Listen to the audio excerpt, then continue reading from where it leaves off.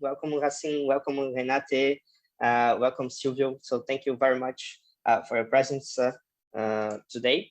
And then I will already give the floor to Maria Mandello, who is our regional access to justice manager from TDH, to present a bit of her work conducted in Europe on access to justice before I present a restore. And then I'll give the floor to Emanuela, who will be moderating with Annemike, our colleagues from the European Forum for Restorative Justice and Restorative Justice Netherlands, who will be moderating this event today.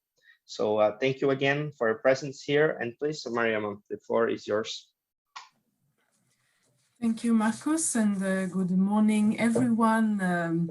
It's quite exciting to be here in that second regional advocacy event. So as Marcus said, I'm the regional coordinator of the Access to Justice program in Europe, and Restore has been for us a very major project in the last 2 years, and that we have in partnership with our dear partner from the European Forum on Restorative Justice and Restorative Justice Netherlands, and where we implement activities in Romania, Greece, and Albania together with our, within Terre des Hommes structures. So I'm very happy to welcome you participants. I think that we have in the crowd practitioners, other people interested in restorative justice. It would be amazing if you could in the chat put maybe what is your profession, so we get to know a little bit who is listening to us, and I think it might be helpful also for the speakers today. And talking of speakers, really a warm welcome to our, let's say, the brain also that helps advising us in Restore, that is our Restorative Justice Advisory Board, the REJAG, as we call all of you. We have had a few meetings with you, but they have been extremely key in helping us to orient the activities of this of the Restore project. So really a warm welcome, and particularly to Silvia Randazzo, B. Frans Veren, and Maartje Berger today, and B, that are going to actually share a bit their experience, and really they made themselves also available today to respond to many of our questions. We are at Terre des Hommes, so as I mentioned, we have 2 main programs, and one of them is access to justice, the other is migration. We run various regional projects, but also national projects in 7 countries in Europe, where we have TDH Terre des Hommes offices. That is from Albania, Kosovo, Romania, Greece, Hungary, Ukraine, and Moldova. But we also implement activity through our partners, such as in Restore, in other countries such as Serbia, France, Belgium, the Netherlands. So you see that we are quite spread, let's say, over Europe, and this makes it quite interesting, really European international interventions. And for us, what is really key is to exchange experiences and make sure that we can find a way so that professionals in Europe can provide the best services to children in conflict with the law, so children that are suspected and are accused of crime, and also children victims. We sometimes put them opposite, but as you know from your practice, that they're often also the same, that a child offender might have been also victims or the other way around. At Terre des Hommes, we work on 4 main priorities. That is what we call the pillars of our theory of change. That is working on alternative to detentions. We do not want to see children deprived of liberty. We want to really support as much as possible various alternatives from the first stage of the encounter of the child with the justice system, encounter with the police. We work on looking how we can improve the implementing of diversion measures, and we look at how indeed with restorative justice we can actually get children to also experience a bit better the criminal proceedings and feel empowered throughout the process. And this aspect of empowerment is really key. This is why in all our projects we work with child advisory boards, the children and youth advisory board. These are a group of children that are usually, let's say, between 5 and 15 children, also usually range from 12 years old to up to 24, so young people, young adults that have had experience with the justice system And these young people and children, they actually advise us. They work also on material for awareness raising campaign.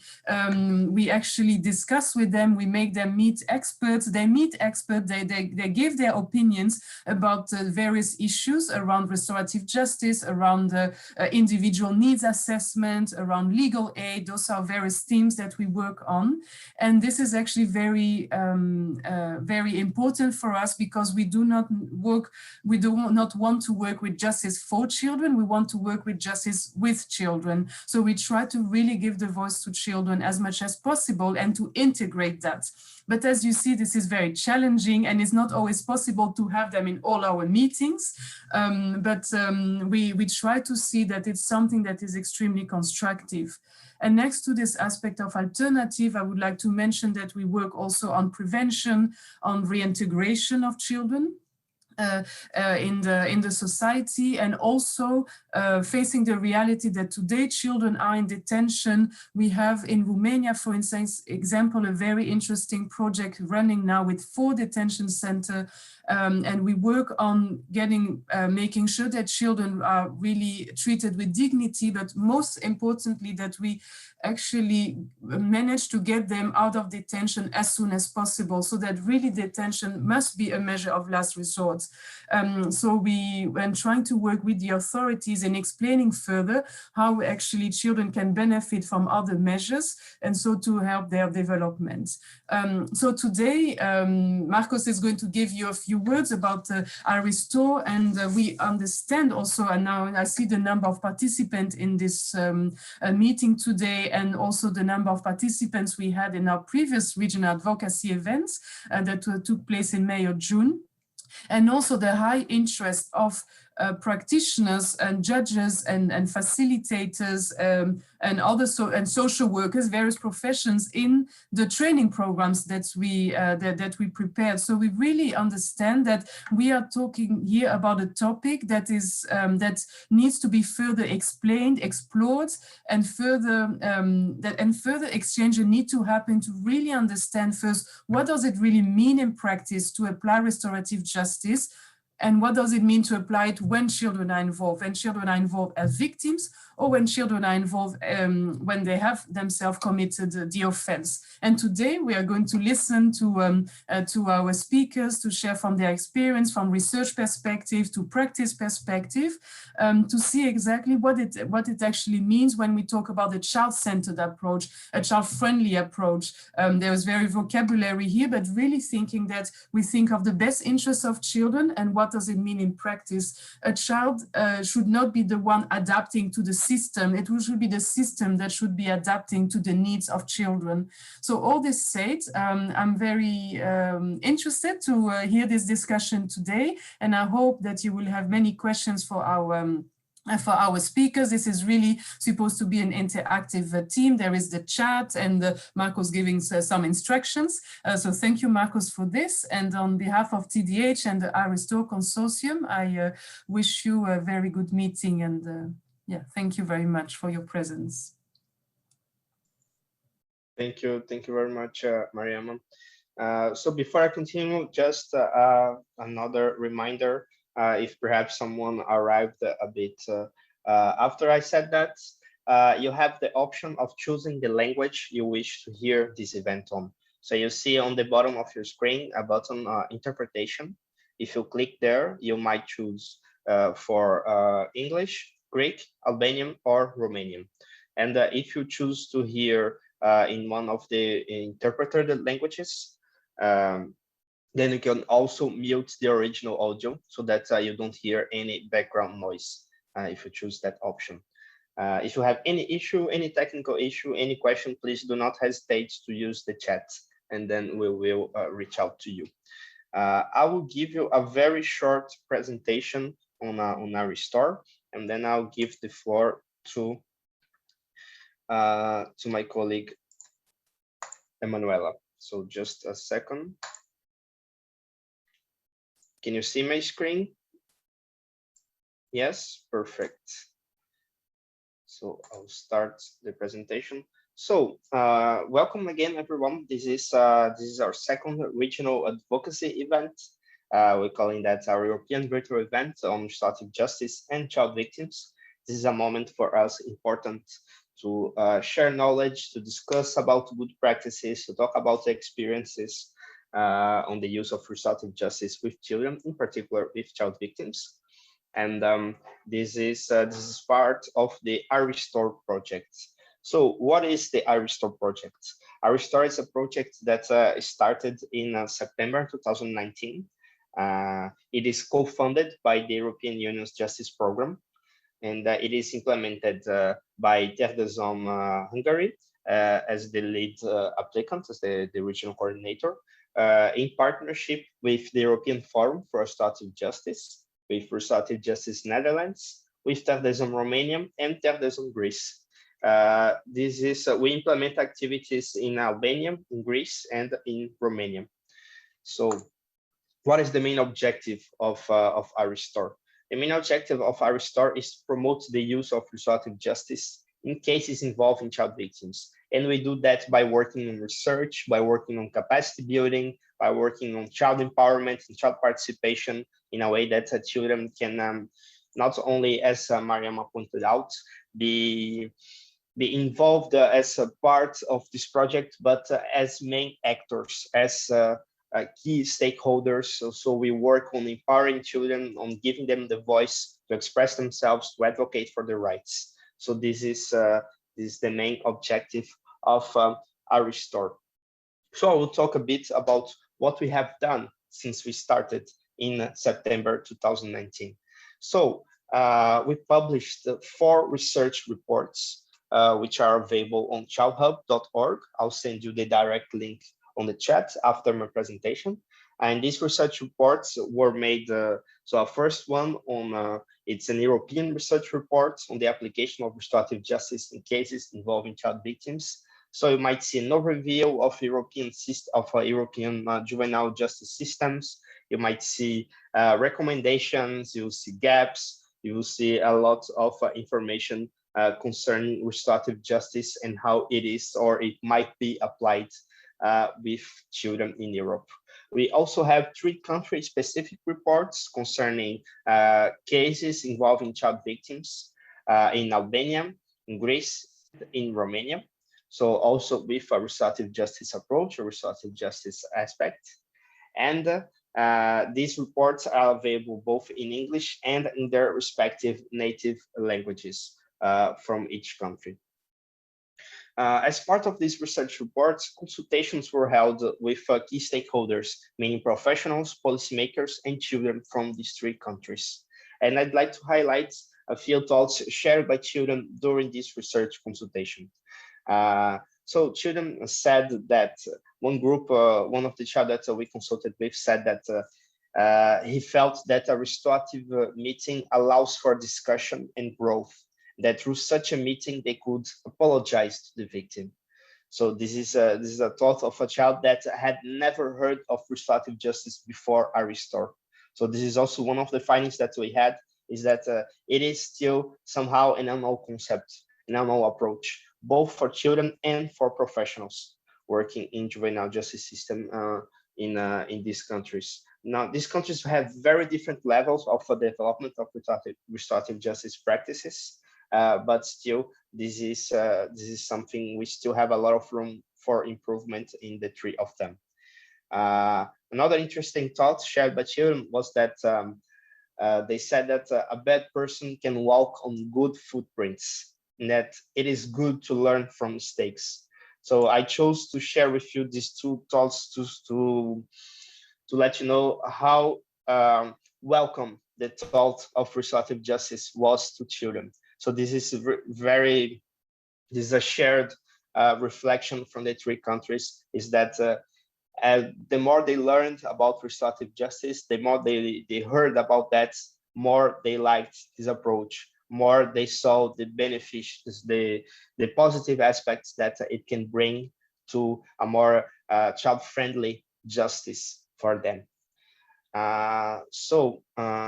These children that were consulted with on the research, they were part of our child advisory boards, as Mariama said. These are the steering structures that we have with children in these 3 countries. that help us to youth-proof materials, that help us to develop awareness-raising materials as well, that they conduct child-led campaigns, events. So they're not just there to be consulted with, they are part actively of our restore.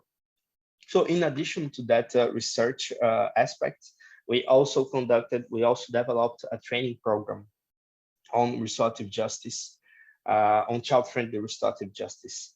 So this program was conducted online due to COVID restrictions. It was first meant to be a face-to-face training, but then we had to shift an online format, and 159 professionals were trained on child-friendly restorative justice in Albania, Greece, and Romania.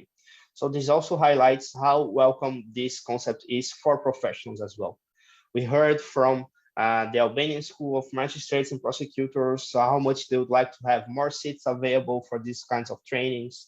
We had over 200 registrations in Romania for these trainings. We had over 100 registrations in Greece for this. So it's really, there is a high demand for trainings on restorative justice. And this is one of the reasons that we are conducting our restore. Because there is demand, there is a need for improvement, for capacity building, and that we are trying to address that.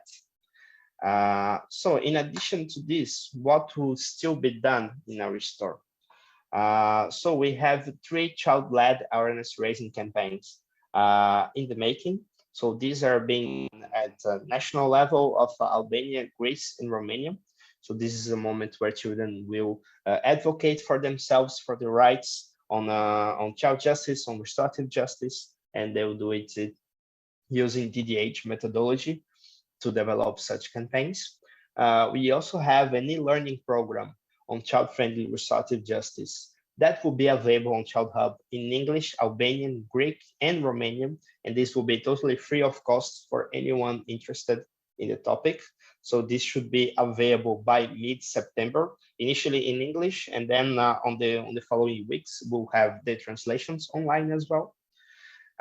We'll have in September a virtual study visit with the children and young adults that support us on our child advisory boards. So they'll have an opportunity to have workshops on arts, on child advocacy. So this is a very interesting opportunity that will be organized by our partners from the European Forum for Restorative Justice and Restorative Justice Netherlands.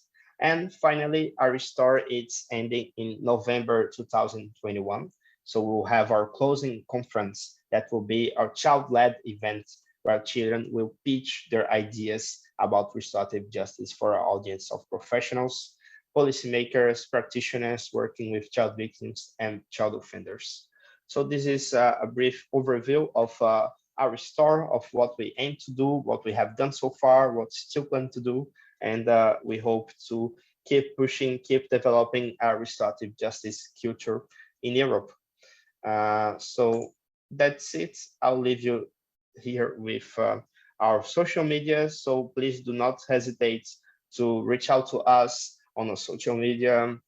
Do not hesitate to reach out to us by email if you have any questions. Please do not forget to check out Child Hub.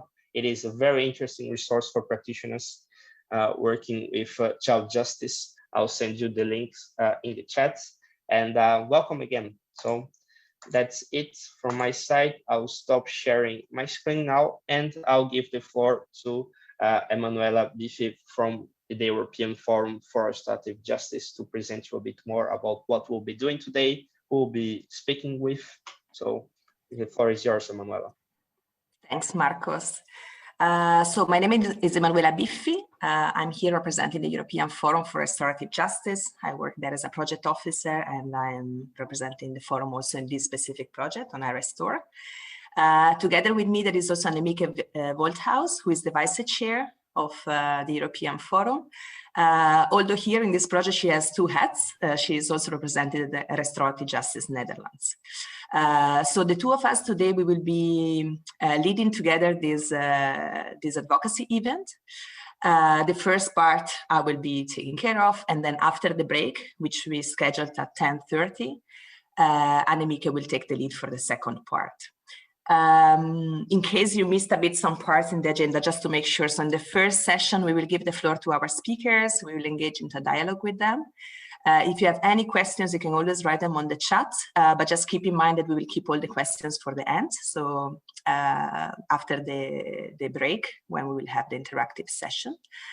So in this way, we can make sure that actually our speakers, they have the full floor to share their reflections and they can inspire us for the event itself. So we invited 3 members of our Restorative Justice Advisory Group, which, as was mentioned before, is much larger. Today we have with us the 3 of us as speakers, but I saw some other familiar names in the chat. So thanks for all the other members of the Restorative Justice Advisory Group who are here today. I think I saw Renate, Silvia, Rasim. So it's really nice that you are there, and I hope that you would be able also to contribute. But we invited 3 ladies with 3 different backgrounds, but with quite some commonalities. So there we have Marce Berger from the Netherlands, we have Silvia Randazzo, originally from Italy, but based in Belgium, and Bi van Severen from Belgium. And the 3 of them, they are passionate about children's rights and restorative justice. And they come also with completely different experiences. And we will give them the floor also to share some personal experiences of how they entered into this field. The 3 of them, they advocate at the national and European level for alternatives to detention for minors, and particularly they really promote the role of restorative justice in the youth justice field. They're also active members of the forum, so I also thank them for this, and they take quite a lead in different projects, in trainings, in research. So I'm really happy actually that we worked a lot together in these past years. Just for you to know, I will present one by one our speakers, and I will give them immediately the floor to share their opinion or their reflections. And I will start now with Marce Berger. As I said, she's from the Netherlands. She's the legal advisor on children's rights and child protection at Defense for Children in the Netherlands. But she's also an independent mediator in youth penal cases, and a neighborhood mediator, and a member of a complaints committee at the youth care organizations. And also Marce has worked on several European projects. She worked on My Lawyer, My Rights program, and lately also on the project Focus on My Needs, who is also led by Terzom. And she also published quite some articles on youth restorative justice and about the impact of police custody in youth justice cases. I had the honor to meet Marce actually only some years ago. We met in Gdańsk in Poland. She was there in a training on restorative justice with children in a summer school organized by the Forum. But she's also a trainer herself. So it was really nice also to see that she might be quite a humble lady, because she was there despite her experience, also being there, also learning more from what she can learn more about restorative justice in these cases. Marce also interviewed and also consulted quite some children who are in custody, children and adolescents in custody. And actually throughout that experience, she found out that imprisonment is quite a harmful experience, and there is a high risk of recidivism. And that's when she got inspired and interested in the role of restorative justice in this field. So Marce, I'm going to give you the floor now. And you know, the first question we have for you is to share something personal, like of what brought you in to work in this field, what keeps you in this field, and also what inspires you, and actually also what sometimes maybe despairs you. So Marce, the floor is yours. Thank you, Emanuela, and well, good morning to everybody. Good to see so many people here. It's a big crowd. And I'm very happy to be part of this meeting. And it's also very interesting to tell about how I met restorative justice and why I got so interested. Because I was working at Defense for Children. I'm always working on children's rights, youth justice, youth care issues. And I noticed that there were so many children in the justice system that I met that had never really spoken about what happened.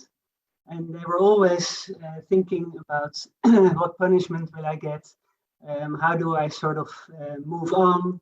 What will be in the future? But I noticed that they were sort of avoiding the topic of what happened to them.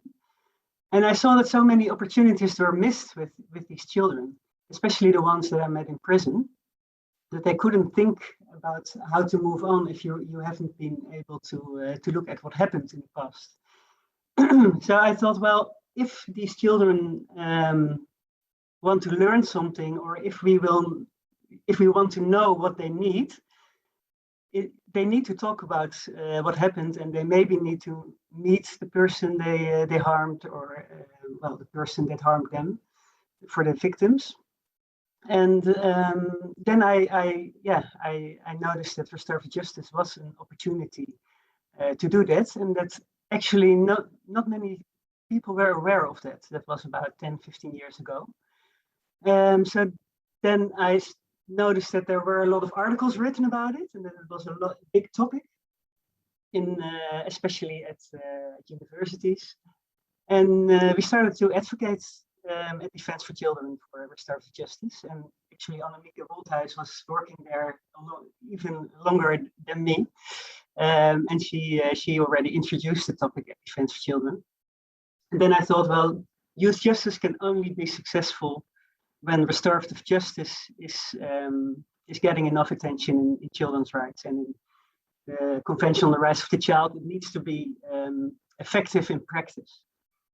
So we started to advocate for restorative justice and to try to get some attention for it.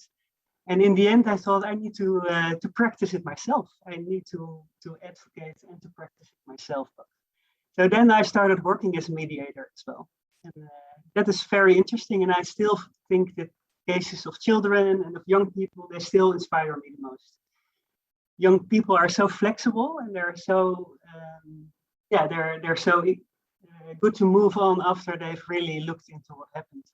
And I think the cases of young people are even more successful than the cases of adults. I think in the Netherlands, 94% of the cases of young people succeed with an agreement and they can move on. So that is very inspiring to keep on working in this field. And what's challenging is that it's quite difficult to develop expertise on children. And especially, it's still the way mediation works in the Netherlands is still a bit similar to adults. And as you're always advocating for children's rights and that you need special professionals and special methods and special children's needs need to be addressed, I think there's still a lot of work to be done. And it's difficult to address that children need maybe different approaches or specialized mediators. But that's still very challenging, but it's also, you're making steps forwards and sometimes steps back and then steps forwards again. So it's also good to work on. But there, I think projects like these are helping so much to see what's needed and also to have more information about it. Well, Emanuela, is that? Thanks, Marcia. I find it really nice also to hear that you were pioneering already in the field of restorative justice quite some years ago, and also just that to really enter in the field, you decided to be a practitioner yourself. I think that in many cases we can really learn just by practicing also. I'm gonna then present B, who is a practitioner. In this case, B van Severen, she's from Belgium. She graduated in orthopedagogy, which is the teaching of the correct behavior, but started her professional career whilst working with people with disabilities. For more than 20 years, so until last year in 2020, she worked for an organization called ALBA, which is working with youth. And she works specifically in the field of restorative justice with adolescent delinquents and victims. And also she's one of the pioneers of family groups conferencing in Belgium. So she's also a family group facilitator, not only a mediator. And she's also, currently what she's doing, she's also a practical supervisor in the Family and Sciences program in the high school Odyssey, which is based in Brussels, I think. Maybe you can correct me if that's not right. Where she also teaches restorative justice methods. She's also an independent mediator in youth care, so also dealing with conflicts between clients and institutions. I got to know Bea actually some years ago in Tirana, and during a conference at the forum, she presented in a workshop something which was really unique, because what she does, and I hope she will present it in a bit or today, she mixed the techniques of restorative justice, so to encourage dialogue, also with other techniques which they don't use necessarily verbal communication. Because what we realized is actually that in some cases, it's quite difficult for people to talk, and in some cases also for children and for young people, either because the situation is too difficult or because for some people simply talking, verbal communication is not their cup of tea. So as I said, like Bea included in her work as a mediator materials and images to encourage dialogue between people. And in this way, she developed different strategies, which she also then taught to her colleagues and other people interested in these methods. Just for those interested in this, in the learning program of iRestore, we included a work that Bea with her colleague Lynn, where they present actually how they use images and materials to encourage dialogue. So, but what I didn't know about Bea is that she's quite creative also in her private life. So what she does is that she uses materials and different type of materials also to make gifts, which can make people around her happy. And she's really good actually with her hands. So actually even in her private life, she keeps on being really, really creative, which is one of her biggest talents. Bea, I'm going to ask you the same question then as for Marce. So I wanted to know exactly how did you arrive in the field of restorative justice, what keeps you in, what inspires you, and what are actually your own challenges in this? Thanks. Good morning, everybody. Thank you to give me the floor, Emanuela. So I'm already 63 years old, so I have a professional career behind me. And as Manuela told, I worked first with people with physical and mental disease. And then I became ill and I had to stop to work for a while. And at that time, I wanted to look what kind of work I wanted to do. At the age of 40 years old, I restarted working with children and parents in a day center. There I guided the young people in the center, and I did family counseling with the families. And I saw that the balance between work and home was no longer good. So I looked for another job. And in that search, I found the vacancy for a victim offender mediator in a mediation service in Brussels.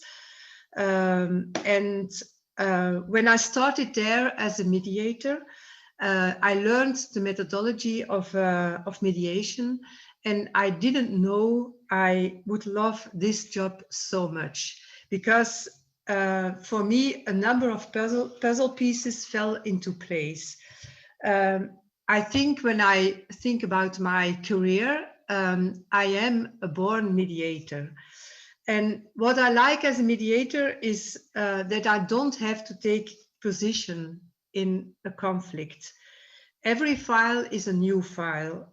When I start in a file, I do home visits, and then I speak to the children, I speak to the parents, I speak to the victims, and I have a new page. So every party can tell me what they want to share, to tell their needs, to continue their lives after the conflict of the delict. So for me, it's a very comfortable position.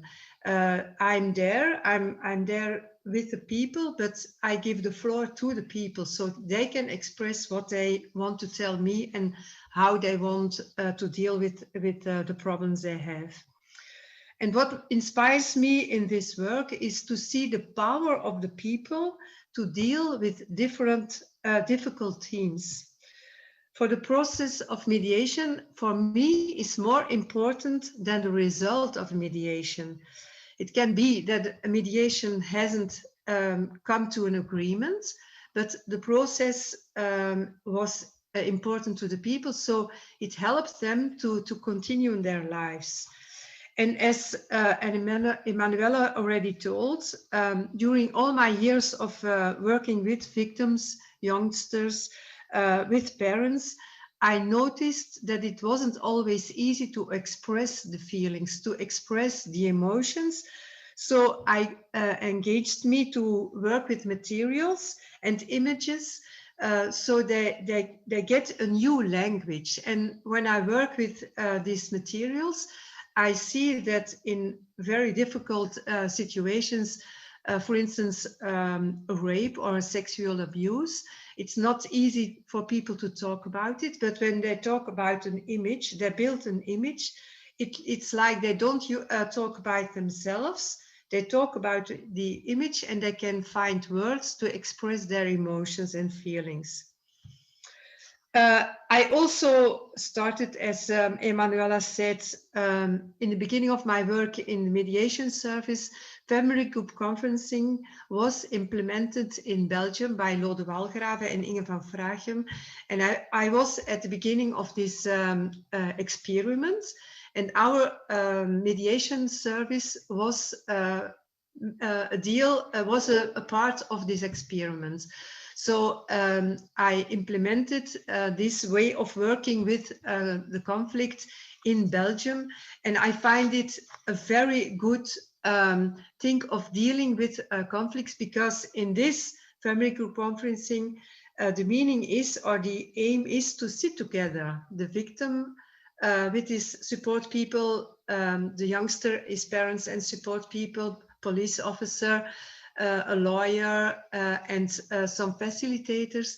And during my career and during my work in this mediation service, I saw a lot of good things happen between these people, because support people of a victim can be helpful for a parent of a youngster.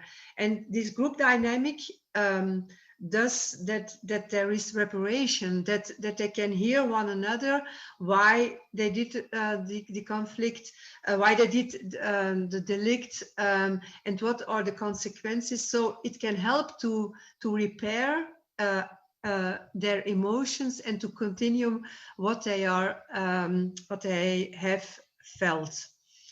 When I think about challenges, I think that perhaps now it's almost in the judicial field that there is mediation. And I think it would be a good thing when mediation can also be offered in a non-judicial field, because when parties feel, or people or children feel, I have a conflict with someone and I want to talk with this person, that he can do that, that he can ask a question, that he can come to a mediation service and they can talk about the problems they have. And as the end, I will say that when I think about my career, I notice that I feel a lot of energy when I can mediate or can teach the mediation idea. Thanks, Bea, for sharing your vocation for this work in this field. For me, I didn't know this story, that actually your change of career started from a sickness, from an illness. And I really found it quite restorative, in the sense that from a challenge, actually, you went into a change. And this is something also what we want to do through restorative justice. We take the challenges, the conflicts, or in some cases, serious harms. And then through that, we want to make a change. In your case, it was in your career, but it could be in relationships and in the life of people. So thanks for sharing that. Silvia, I'm going to present Silvia Randazzo now. who is currently a colleague at the European Forum for Restorative Justice, as she's also working for the project Rejustice on judicial training or restorative justice. So Silvia is a child justice expert and a PhD researcher in youth criminology at the KU Leuven Institute of Criminology in Belgium. Just for those who are not familiar with the forum, actually the forum is based within the walls of the KU Leuven Institute. So if you will ever come to Leuven, you are definitely welcome to visit the criminology department, but also the European Forum. She works as an independent consultant, and she coordinated the research projects at the European and international level on child justice and restorative justice. As a consultant, she's currently involved in projects on individual assessment for child suspects and child victims, and on legal assistance for children in Europe. She also did research on restorative justice and diversion with children in Eastern Africa. She contributed to the research and draft of the UN Global Study on children deprived of their liberty, and she co-authored the practical guide on implementing restorative justice with children in Europe, which, by the way, you can find this practical guide online and it's downloadable as a PDF. So maybe a little anecdote about Silvia, as I did also for the others, because as you know, I mean, she has quite a career already as an expert in children's rights and restorative justice. But if you will ever plan to invite her for an event, you have to know that she's also talented in some other things which could be useful for the social for the social moments of your events, because she's a great cocktail maker, but she's also a great Italian singer in the sense that she knows all the lyrics of all the Italian songs. So it can be quite useful if you need to plan also a social event in your events. So quite a multitasking expert here. So Silvia, again, also for you, the same question. So what brought you in this work? How come that you became interested in working with in the field of children's rights and restorative justice? What inspires you? And we are looking forward to hear your experience. Thank you. Thank you, Manuela. I know my main weakness is to be your friend too. So you know too many things so about me. That's apparent. But anyway, thank you for this introduction, and I'm very, very honored for this invitation. Also, I'm happy to speak with Marty and B, and to have this big crowd and this very interesting multidisciplinary audience. So my encounter with restorative justice, it coincides with an encounter with a person, as you, Manuela, knows already. But it's the first time I learned about restorative justice was a long time ago when I was a student. In Milan, in Italy, as in sociology. I was studying sociology, then I did my master in criminology. And my professor at that time was, some of you know her, Claudia Mazzucato, Professor Claudia Mazzucato, and she was a teacher on penal law, so I was studying that, and she introduced this. She was quite revolutionary at that time. Also, it was 2004-5, something like that, in Italy. So where still restorative justice today is not very well established. So it was already, she was already talking about that, about restorative justice. So really she instilled this interest and this passion in me. So, and after that I did my bachelor thesis on restorative justice and the Braithwaite theories and the application of restorative justice with children in Italy at that time. Then for various reasons, life kind of brought me somewhere else, but I still remained in the field of child justice all my career after my master, and then I traveled a bit after Italy. So I left Italy around 2011, but I still working in this field, in the field of child justice, and with some experiences on other children's rights areas, like I worked in in Kenya, in Eastern Africa, on child labor. Then I went back to Italy to work also on child migrants for a period, but mostly my focus has always been child justice and child with also a specific focus still on child detention. So that's where in those years, obviously working in child justice, something I clearly realized, and from my research, because I mostly work as a researcher, as you said, Emanuela, in my research, but also in my field experience, let's say, so also visiting prisons and visiting actual courts and judicial systems, the realization is clear that the traditional criminal justice proceeding doesn't work the way it is structured, and the way it doesn't work for, especially in the sense, doesn't work to satisfy the victim's needs and also the offender, the person who commits the crime. It doesn't work in many sense, and it's quite, it's very harmful, as we all know. I think research is clear about that. It shows how harmful the criminal proceeding is, especially for children, especially for minors, and in both situations, like both as suspects, accused, and victims.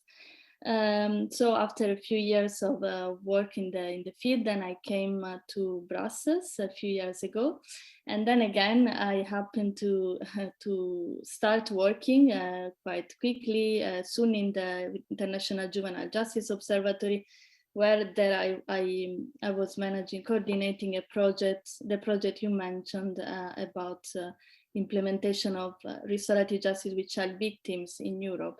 So that's where I got more in contact with KU-Leuven, with the European Forum for Restorative Justice, and that's so it's kind of a reunion happened there, and so I finally went back to my, I think, original and never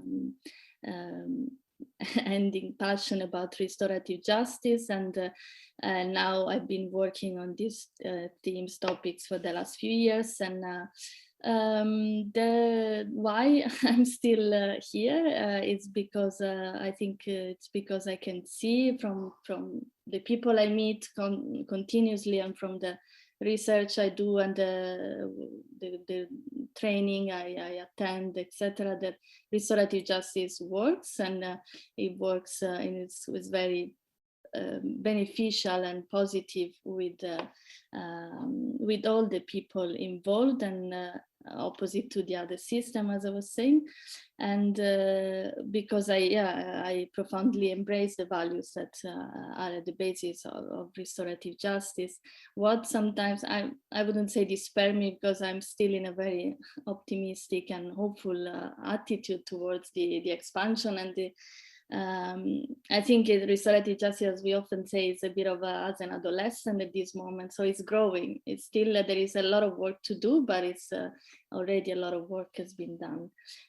Something that I think we need, I would like to, at least to, that we all as practitioners, researchers focus on, as B mentioned, is to try to sensitize a broader population and broader, not just other systems than criminal justice.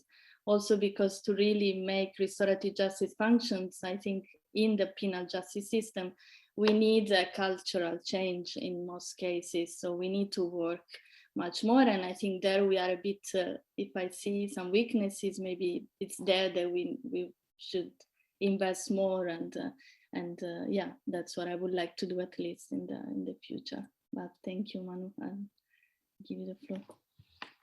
Thanks, Silvia. Actually, also in my case, my first love with restorative justice was thanks to a professor, Professor Ivo Artsen in Belgium. So I really know this feeling of when you meet someone who really embodies what he's talking about. And the luck that I had also in the past years at the forum, that I found out that actually all the members of the forum that I had the opportunity to meet, they really embody these values. So it's really a beautiful community to be around. Yeah. So thanks, Silvia. Actually, the three of you were mentioning that restorative justice works. So I'm going to go a bit more in depth in starting from March on exactly on what is the relevance of restorative justice in terms of child victims' rights, and more specifically, what are the opportunities then for restorative justice to address the needs of child victims. And I will give the floor again to Marce first, and then to Bea and Silvia in the same order. Yeah, that's a good question. What is the relevance of restorative justice for child victims, especially? Well, for children's rights, there's always the 3 P's: the provision, the protection, and the participation. And especially for child victims, there is always a lot of attention for, of course, protection, and for maybe, yeah, what do they need to move on? But I think for justice, well, I hear a lot of noise. But, I'm sorry, there are some other speakers, some other participants with their mics on. That's good now. Well, I think for restorative justice offers a lot of possibilities, looking at participation and information for child victims.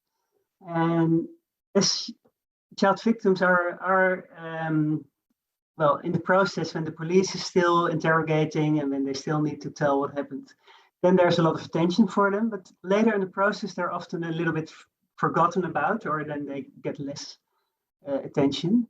And the restorative justice really gives the opportunity to give child victims the information they need, the questions they have, and also to let them participate in the justice process, and to also give them some autonomy about what's going to happen next and about what is important for them.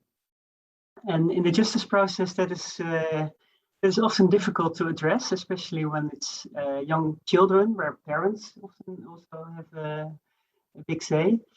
And when they are able to join a meeting or to talk about what is important for them, I think the right to participation and yeah, the need everybody has for information is very much yeah, addressed by using restorative justice, and it gets more attention.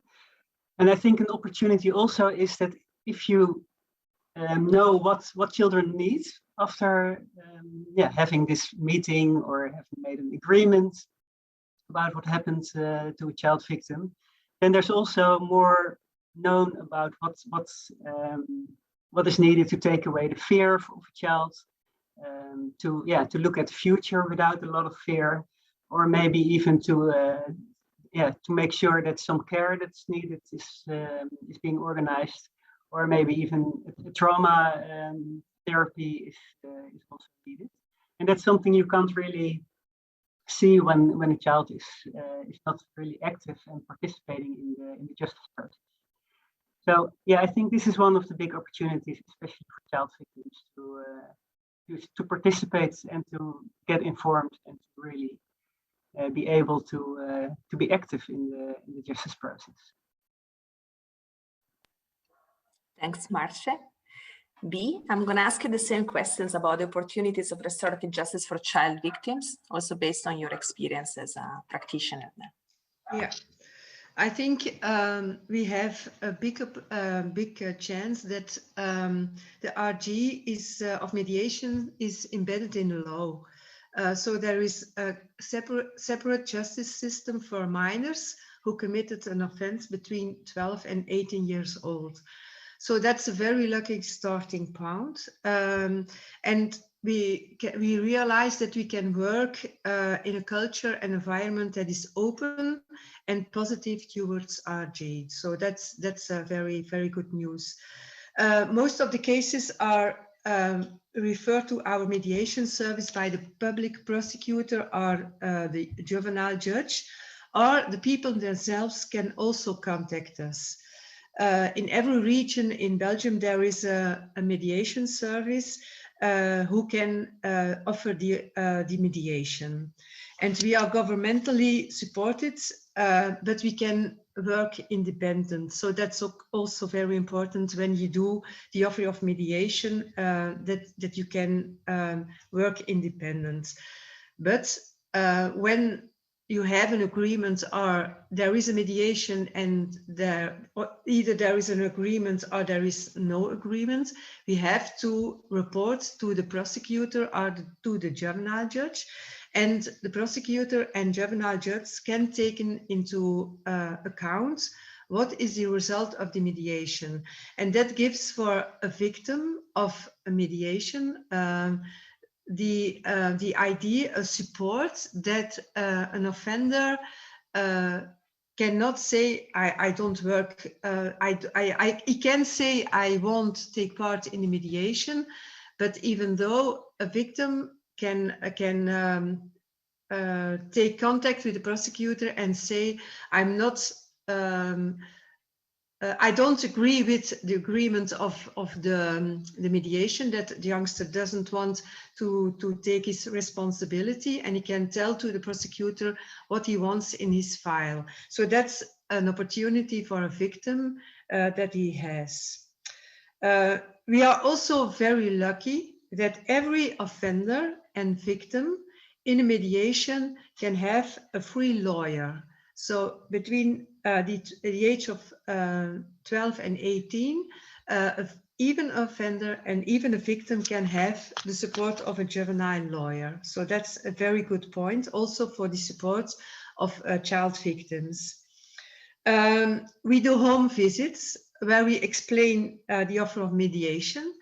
That is an investment of time, but on the other hand, it gives us an image about how the victim lives or how the offender lives, and it gives us more information about the context of the minors.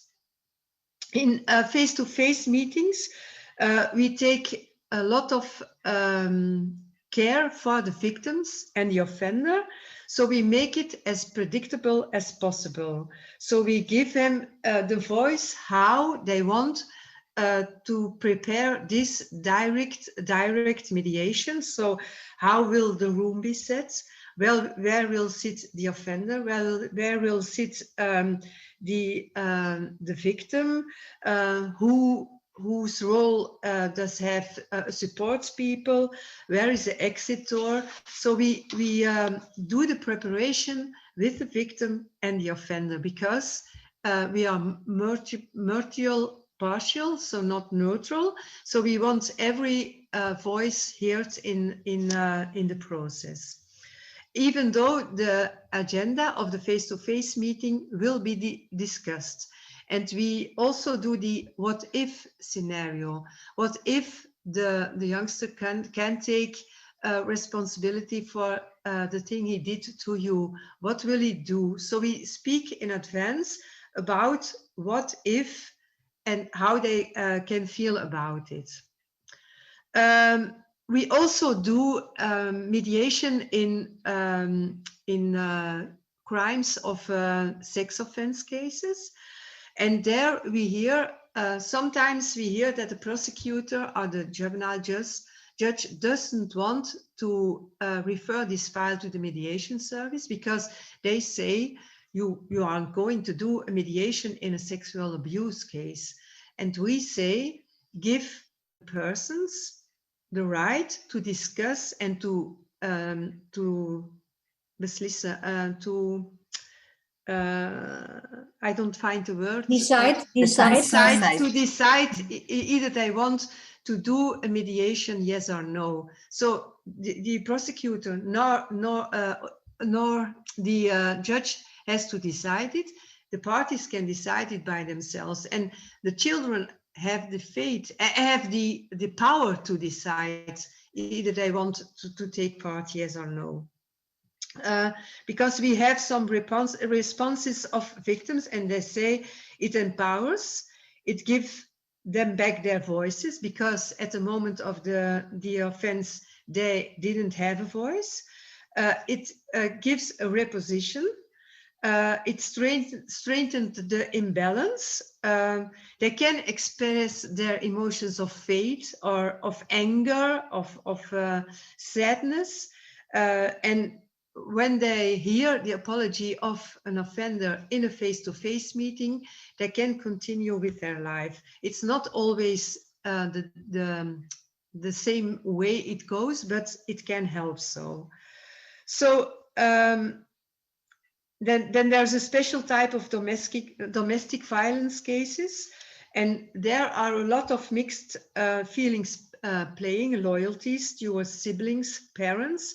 And what we often hear from children in these situations is that they were happy that they could talk to someone about the offense without judgment, that the offender is only a bad person, so they could express the example of the positive aspects of their relationship with the brother and how they miss them, even though he is guilty of the offense he has committed. So that is also very important for children victims, that they can express their feelings, even though in this special cases of domestic violence. That's what I wanted to share. Thanks, B. Actually, there are questions already for you from Raul, Alexandru, Nestor. We are going to take them later. And I think they're really specifically also on the case of Belgium, because I think what you are sharing is quite unique, maybe compared to other countries in terms of development, thanks to the legislation and the practical implementation of restorative justice in Belgium. So I just want to acknowledge, Raul, that we will come back to your questions after the break. I just noted that down. But I will give the floor to Silvia first to asking the same question about the opportunities of restorative justice for children, and specifically with child victims. Okay, yeah, thank you, Manu.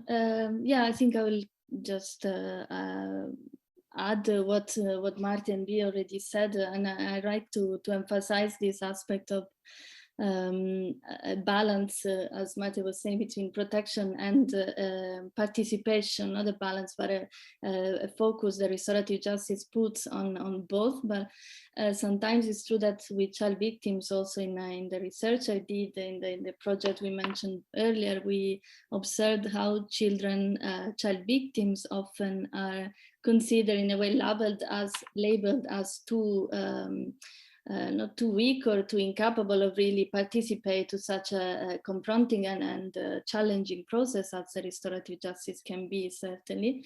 But what restorative justice, I think, does of course, when it's done, as B was explaining very well, so with very highly trained professionals and in a very well-established system, etc., in appropriate ways, what restorative justice does with children is to give them really a space and a safe space to express themselves, to express their emotions without us as adults making assumptions on what their feelings are, what their emotions are. I think it's crucial for both, and I would say for child suspects and accused and child victims, the benefit of restorative justice in the sense of avoiding or at least reducing the risk of labeling, because it's really, as we know, we have this bias and these misconceptions both about victims and offenders. We have these really imaginary kind of figures that correspond to each of them, of the categories, but in fact victims are very different from each other. Each of them is different, each of them has different needs, and that applies to children as well. I maybe have 2 minutes to share a case, and maybe it's just to in a way show what we are talking about. And it was a case that we collected in the project I'm coordinating now, the Justice on judicial training on restorative justice. We are shooting these videos with KU Leuven and the Forum and Moderator. There is the Flemish mediation service in Belgium. So we are shooting these videos with testimonies from former offenders and victims. So the story of this guy, I think, is very symbolically very interesting. Is a young boy who was, when he was 10, he witnessed a serious fight in a bar, the bar owned by his father. And the fight was generated by a guy that he knew very well. So he was close to the family. So he could assist to this quite brutal violence against also including his father and other people around. So he was obviously traumatized by this, and he tells himself this story that in the years after, the months and years after the event, even after the perpetrator was arrested and was put in jail, but this young boy still had nightmares. He would sleep with a fake gun under his pillow for a long time. He went to therapy, but still therapy, of course, responded to certain needs, but not to others. And one of his requests, or his strongest need, as he himself says, was to talk to this person and ask him, why did you do that? Are you sorry for what you did? And that's why he was one of the initiators, or at least he asked the father so to really initiate the process of mediation. So they contacted moderator, and on the other side also the perpetrator contacted moderator, and then after a long preparation and a long period of preparation of this meeting, they finally met. And and it was a few years after the event, but the young boy was sitting together with the father, so in this meeting. And so the first question is quite blunt and genuine when he tells the story, but it's very simple. So when he sat there, he asked to the perpetrator, he asked, so are you sorry about what you did? And the guy in front of him just sat there, and he started crying, and he said how profoundly sorry he was. So obviously you need to imagine that this comes after it's quite hard also for the perpetrator to see the victim in front of him and say certain things. But so the young boy, after this, he says, after this answer, I kind of felt, okay, I can kind of relax. It's not all resolved, obviously, but it's close to me. So this sense of closure that I can go, I can live my life, I can go ahead. Now I have some closure, and that's all I wanted. So it's pretty simple, but it's not. But yeah, I hope this shows a little bit to what we were talking about. Yeah. Thanks, Silvia. No, I think the presenting cases is always helpful to show exactly also the simplicity of this, sometimes the conversations, but actually the deepness and profoundness of these dialogues.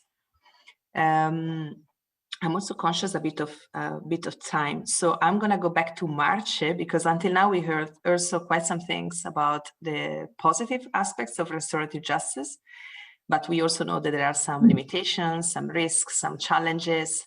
So Marce, I will start with you then. Please also share also what could be the risk of restorative justice also when we are working with child victims, with children. Well, at the moment, a risk of restorative justice and for children is that the access to restorative justice is still limited. And well, there's not so many cases, and not all child victims have access to restorative approaches. In the Netherlands, we have some really good interventions in the justice system. We have HALT, that's very famous, but it's mainly for offenders who've committed some small crimes and have a way to apologize to the person. But that's not often involving child victims. And we have victim offender mediation, and we have mediation in penal cases. And for both these ways of restorative interventions, children are making use of it, but they're not child specific, and it's not that many cases. So a risk for child victims is that they do not know about it, and that they don't know how to get access to this way of conflict having access to restorative justice. And the other hand, there's already the other issue is that it's not very child friendly. So we learned in Gdansk, as you mentioned last year, European Forum for Restorative Justice organized their whole week on child-friendly approaches on restorative justice. And what we saw there, that there are so many possibilities to address what children need in restorative approaches. B also is a very good specialist at it. She can talk a bit more, but you can use so many interventions that really make children use it easier and make it more accessible by using very real interventions like pictures or timelines. And well, we can tell more about it, but there's many things to do, and I think the current mediators are not so much aware of it.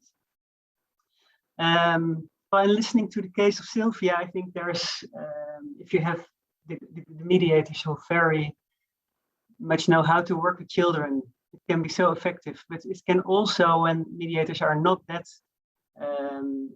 used to dealing with children's cases, it can also always lead to secondary victimization. And if it doesn't go right, then children really need some extra attention.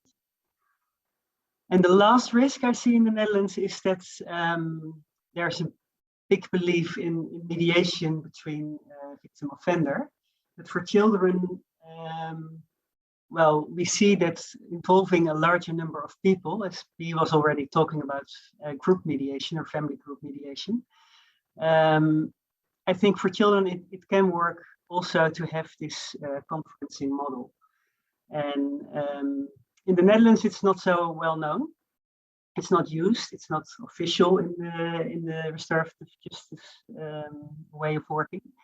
But for children, it would be wise to, if they need more people, to make sure that the agreement they make is possible for them to really apply in practice. Or if they need parents or neighbors or uncles or someone to help them, make an agreement and really move on afterwards, then they would be good if they could also join the mediation process. And that's still also a risk that you miss people who are needed in the process, for children especially. And it also works for adults, but I think for children it's good to really give that more attention. So I think these are quite some topics that maybe Silvia and me can maybe even talk a little bit further about. But I think for the Netherlands that's still very challenging, and child victims don't have enough access to what's possible. Thanks, Marce. I hope that actually B, also with your role as a practitioner, you can also maybe respond, giving some solutions with some of the challenges mentioned by Marce. Okay, I agree that in Belgium there is still more attention to offenders than to victims. And it starts with the police department, how they respond to the complaint. So I personally strongly believe that it's important to train police officers and that they get in contact with local department involved and familiar with local services. Because normally when there is a report at the police office, the police officers has to give the information to a victim that they can go to victim aid, a service of victim aid, but that isn't always the case. So therefore it's important to take good attention for the victim. What we also see is when we do the home visits, then we have the first, and we work with minors, so we have the first visit and conversation with the children and the parents. So the parents are in the conversation because they are civil responsible for their minor child. And they can speak to their minor child. Nevertheless, we also find it very important to listen to the offender or the victim apart. When we have a case of a sexual abuse, then we say to the parents, we want to speak apart of with your children, with your child. But the parents have to agree with this. They have to say, yes, you can talk to our child. And what we always say is that after we have this conversation with your child, we are going to see how we can give you some information back. I had a case of a sexual abuse where the parents, the youngster wanted to speak a part of his parents, and the parents agreed. And every time after I talked with the boy, I asked him, what are we going to tell to your parents? What are we going to share with them? And so he felt comfortable because one of the principles is confidentiality. So we were confident, and I told what he said that I could tell to them. Another challenge is when a victim is very young, and most of the time the parents are support people and they represent them very well. But in some cases, the parents doesn't represent them well.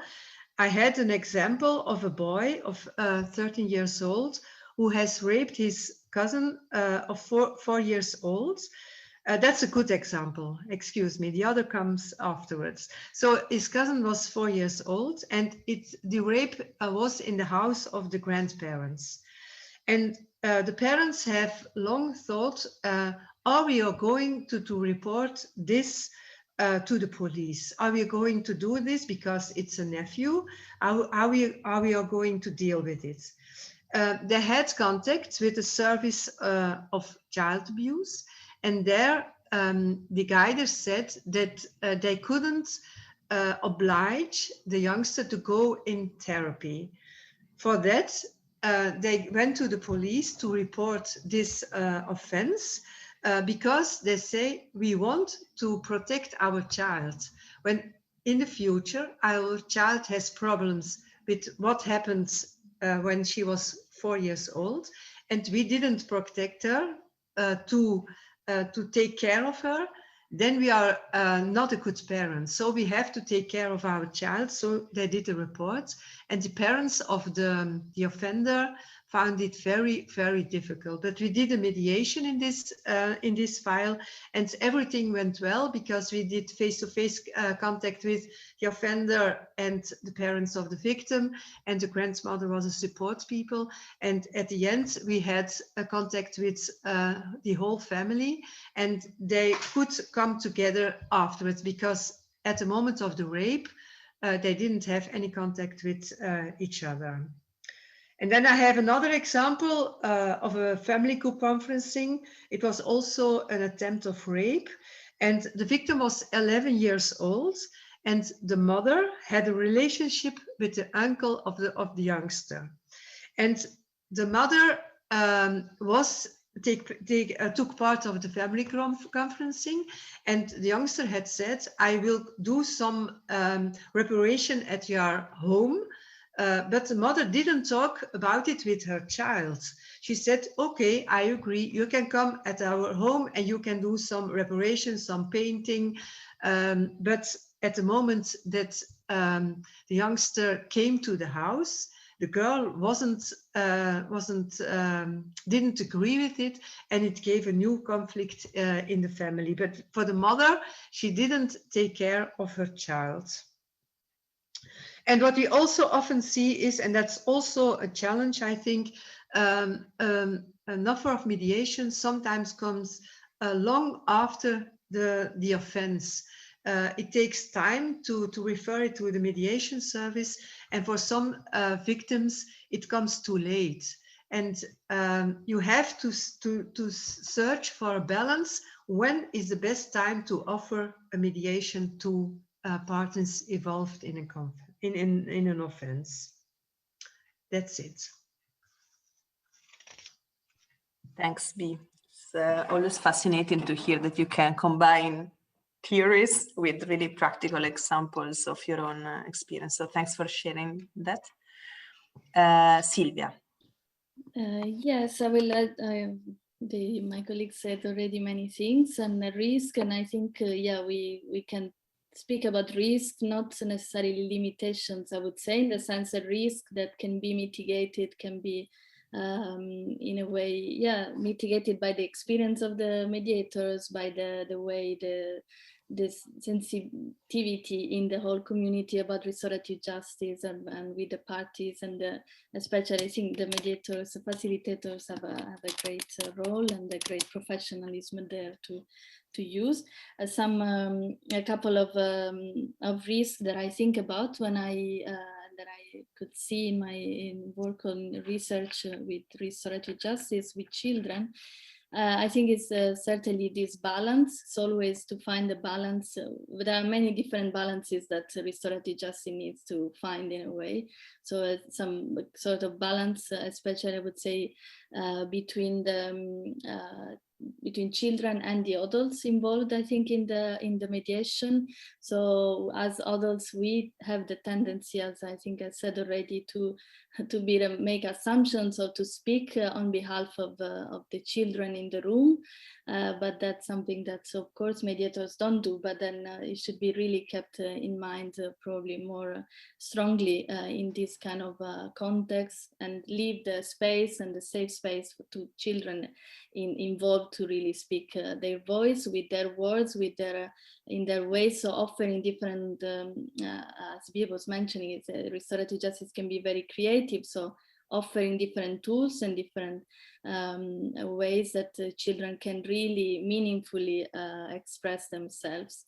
So there is this risk, I think, of power imbalances. So between the child and either the parents, as we mentioned, also I would say also with in situations that are not handled well with the mediators themselves, or the other party, if it's an adult or even a bigger child. There are these challenges I think. Another challenge that I would bring to the table, and just as some food for thoughts, is I think a balance that I see needs to be found between especially when two children or more children are involved in the same restorative justice process, meaning a child offender and a child victim. So to really find a balance, but that's obvious for all kind of restorative justice with adults as well. But in this case, to give space to both parties, and to also to keep in mind, I have more of a hat sometimes more as a expert more on child justice or a child offender, so maybe sometimes I'm also more offender centered in a way, but to keep in mind the principle also proportionality. So from one side, all victims have the right, and I completely agree with that, to participate and to know about restorative justice and to choose to participate. But on the other side, the child offender, for the child offender also, the restorative justice is a very challenging, as for all people, a very challenging process, very emotional, and so it can be sometimes, maybe I put a question there also for the practitioners, maybe sometimes it's too demanding compared to the kind of crime, of offense. So maybe the response there should be another one, and we should find other ways to respond to the victim's needs. So yeah, that's just some food for thoughts and for further discussion. Thanks, Silvia. I just wanted to say we had scheduled the break at 10:30, but if you don't mind, I wanted to ask one last question to our speakers, so we might have 5-10 minutes delay to our break. Because I wanted to I know that some of you already responded to this one, because I wanted to know more about if you have some inspiring examples from your practice, of your research on the use of restorative justice with children. Some of you already did integrate it in the other answers, but I just want to make sure that in case you have a concrete case that you wanted to share now, this is the moment. So Marce first, do you have concrete inspiring examples you would like to share now? Well, I think for child victims, there are still a lot of challenges, especially in the Netherlands. But the most inspiring examples I see are the ones that are, I also refer to Silvia again, are between peers. So when more children are involved in violence or in other kind of crimes, then I think it's very successful to use restorative justice. At the moment, for example, there's a lot of knife violence, or there's a lot of attention for children wearing knives and first being a victim, and after that, after they've been threatened with a knife, they start wearing knives themselves, and they can also become offenders. And in these cases, I think mediation in penal cases, which is a very way that of restorative justice is being used at the moment, a lot in these cases, I think can be very successful if both child victim and child offender start to talk about this, and maybe even in a group, in a larger conferencing model, it would be good. But that's still very difficult to really organize. So I think it's a very good example where you can really make a difference using restorative justice, and preventing child victims to also start wearing knives or start to protect themselves, to start the same behavior, criminal behavior.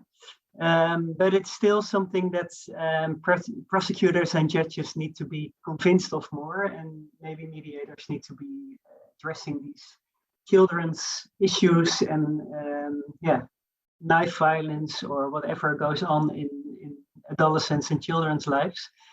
Need to address it better. So there are some really good examples, but I also see that there are still they need some implementation, and they need to grow out of a project or a good example to a structural way of thinking. So I'd like to address that. And I also see Raoul asking a question about whether the judge needs to sort of finalize the agreement of the victim and the offender. I see a lot of questions in the chat about it. Well, in the Netherlands, when you do victim offender mediation, then it's out of the justice system. But when there's mediation in penal cases, then the judge or the prosecutor have to look at the agreement that has been made by the victim and the offender, and have to confirm it, or even decide that a bit more or a bit less is needed. But the agreement between the victim and the offender is an official agreement, but the judge can decide that another sanction or punishment is still needed. So the judge or the prosecutor has the final say in it. I don't know, maybe if there's more questions about it, I can talk about it later. But so for the good examples, I think there are good examples, but implementation is still a challenge in the Netherlands. And I think we can learn from Belgium sometimes. So I would like to do some more exchange on that, maybe, and practice the Gdansk knowledge a bit more. So March is calling for the Belgian experience here. I can give a lot of good experiences, but I had written 2 examples. One was a rape of a child when she was between the age of 4 and 9, and she also lived with her grandparents, and her the offender was her nephew, 13 years old. So the rape was in the house of the grandparents, and when the file came to our office, mediation office, the offender was already adult, so he was 20 years old, and we started to talk with the girl, and as I mentioned already, we worked with dolls and images, and when she came we went to the institution where the organization where she lived, but because she didn't live with her parents. And when she came into the room where the conversation took place, she had blankets all over her body. So here she had a sack, and she was protected.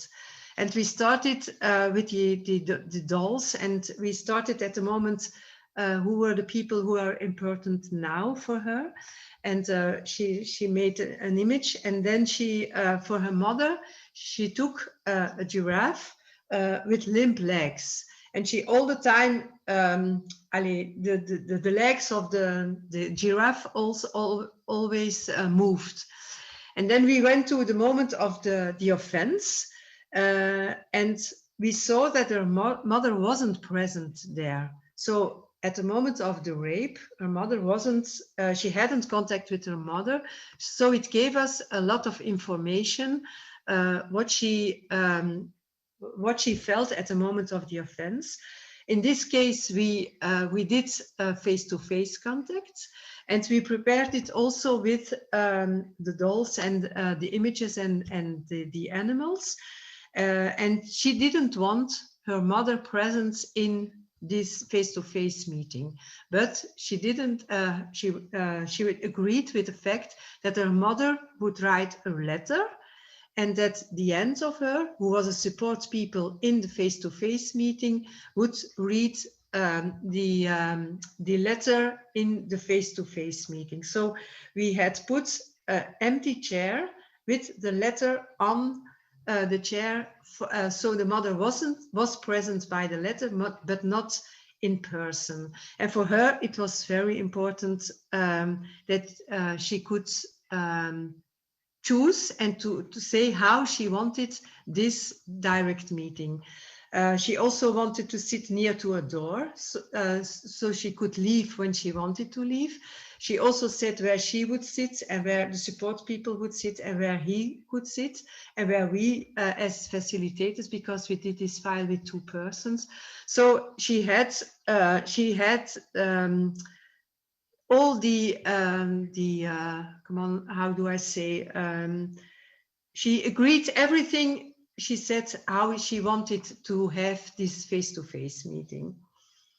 Have I time to tell the other example, or do I have to stop, Emanuela?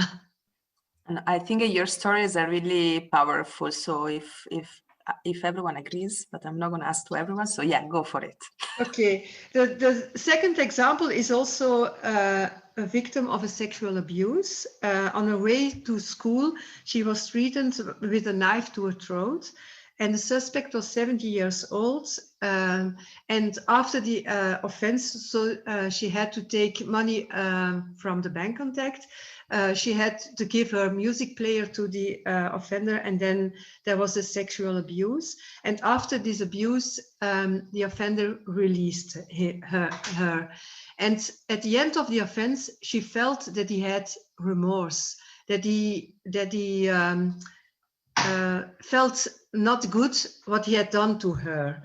And after the police report, she went to a victim aid service, and there she asked if there was something as a mediation, because at the evening of the offense, she had written 15 questions about questions she would ask to him. And she answered these questions how she should think he should answer and how she would that he would answer. And because she asked by a victim aid service, we had to demand to the prosecutor or the youth judge who was the offender. So we had the mandate to do the mediation. But at the time of the offense, he was placed in a closed center, but he was on a fugue, so he ran away.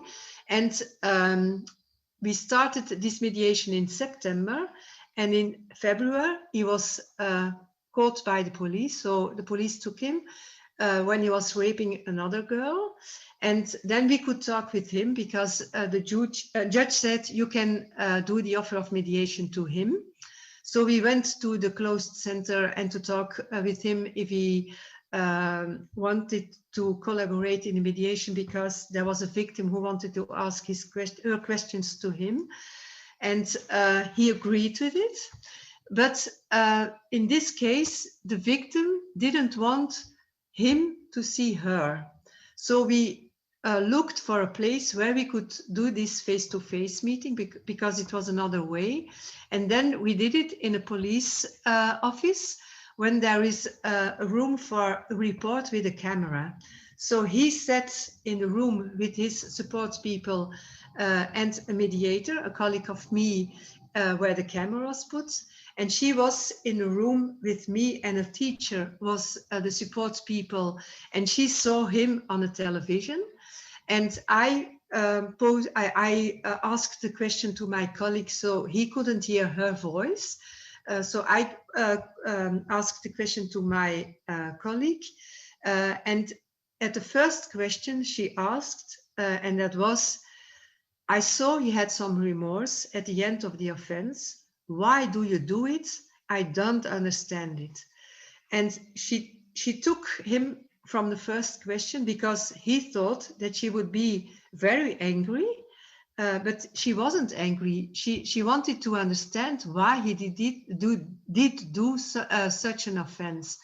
And she asked all her questions. Her parents were in the office of the police, but they were in a separate room because she didn't want them present in the room where she was talking to her offender. At the end of this first meeting, she said, you can ask some questions to me, but I will see the questions in advance and I will decide either if I will respond to them, yes or no. And then there came a second face-to-face meeting where she answered the questions of him, and she agreed if she wanted to ask yes or no. And after the first face-to-face meeting, the parents said, we have our daughter back. It relieved her. It released her. She had a good feeling. After the second meeting, she felt more because she didn't feel so good because she had to talk about her emotions at the moment of the offense. But we had spoken with her, and after this meeting, she had a contact with her psychologist, so she could talk about this meeting and she could express her feelings and to continue her process of repair. So that's my story about the victims. Thanks, B. Silvia, do you have other inspiring examples you want to share with us? Well, it's hard to say something meaningful after these stories, but I'll try. I had something in mind that I wanted to share. It's a bit different. It comes from a different context, and it was not used with like a restorative justice kind of purpose in mind. But I find it's very restorative, and it's a method. It's a sort of method that I wanted to share with you a bit to inspire some reflection. And so it comes from Kenya, where I worked for a couple of years and in the field of violence against children in institutions. So victims of violence, but offenders themselves. So I think it's quite interesting use of restorative practices for and to emphasize a bit what Mariama was talking about at the beginning, the overlapping of child victims and offenders often in the same person with children. And it's about the use of the methodology of the theater of the oppressed. In this case with children victims of violence within the criminal justice system.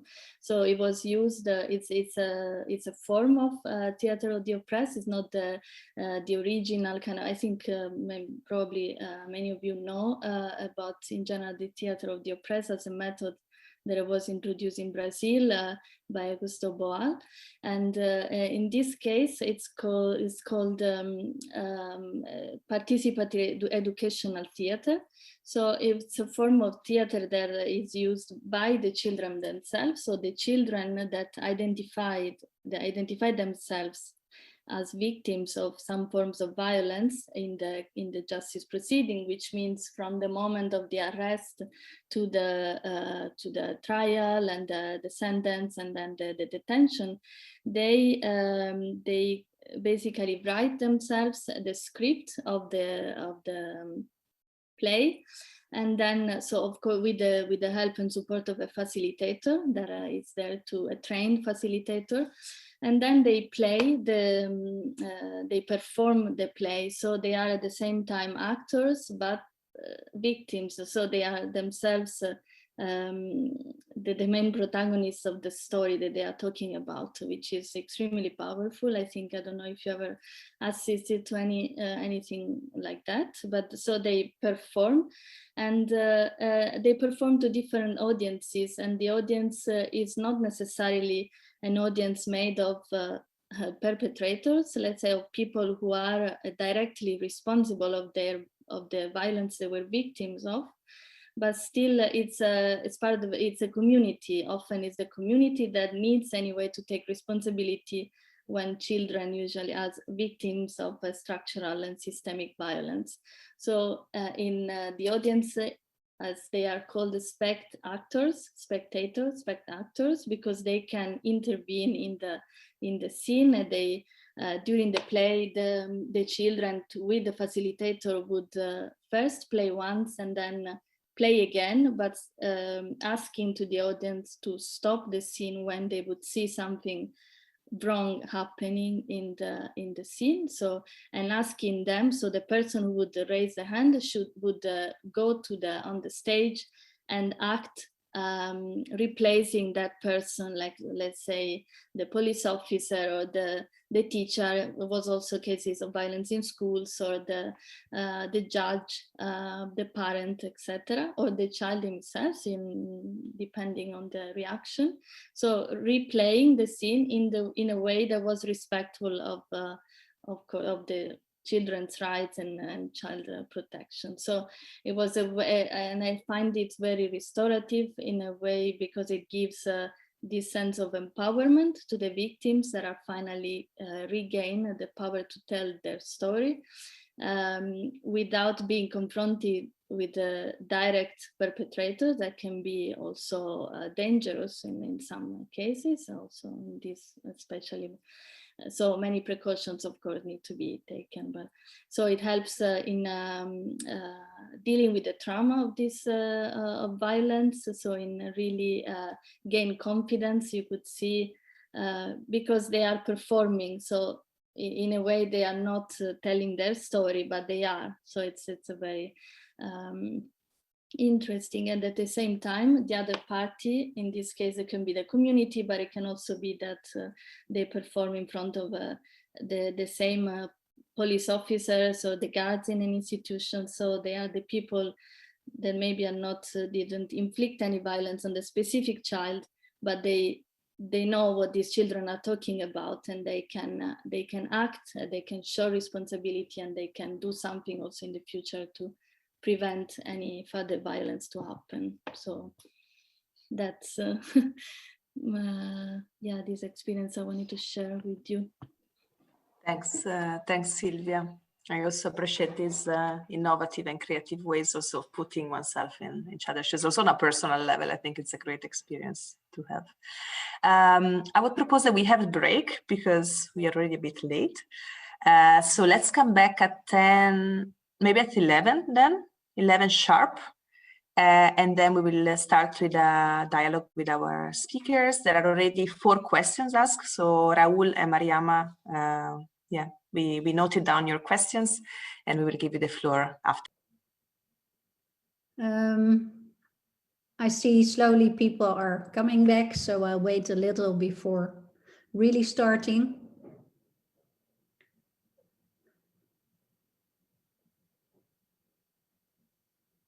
I hope you all had a good break.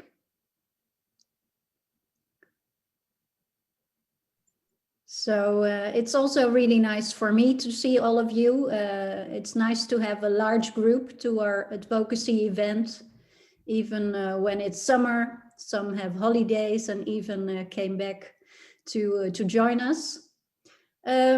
Yeah, it was really interesting this morning to listen to our three speakers, and what I'm also in this project more often aware of is that that stories are so powerful. Also in our country reports, you know, you see this, what's happening in Albania, Romania, and Greece is when professionals share their views, when young people actually tell us what they experienced when they used restorative justice, or when they hear about it and think about it.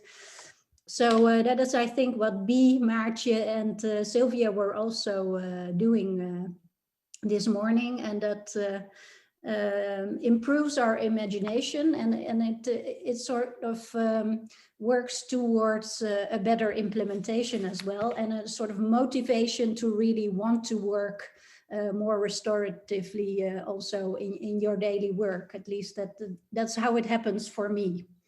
Yeah, what we are going to do now is we were first thinking of maybe going in breakout rooms, but we think it's nicer to stay with the large group because there's already a bit of discussion. So we decided to choose to stay here with you, do a Q&A. So have questions and answers for our speakers. And we also prepared a few questions ourselves in a poll that we probably also have time for. But first of all, I would like to give the floor to Raoul, then to Mariama, and then to Rasim, who already put some questions in the chat. And afterwards, also others are free to pose questions either directly or via the chat. And you can also use your own language, or at least the languages that we have interpreters for. Okay, can I give you the floor, Raoul?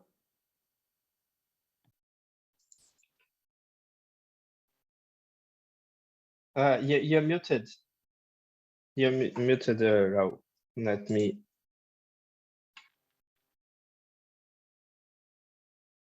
Thank you. Thank I you. just realized that I was muted. I already wrote my questions in the chat.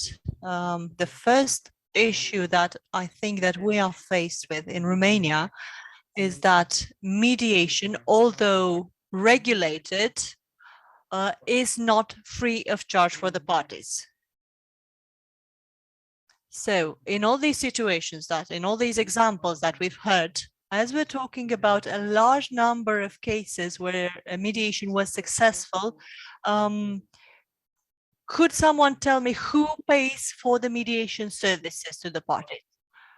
Do the parties, are they under the obligation to pay for the services of the mediator, or is there another entity that does that?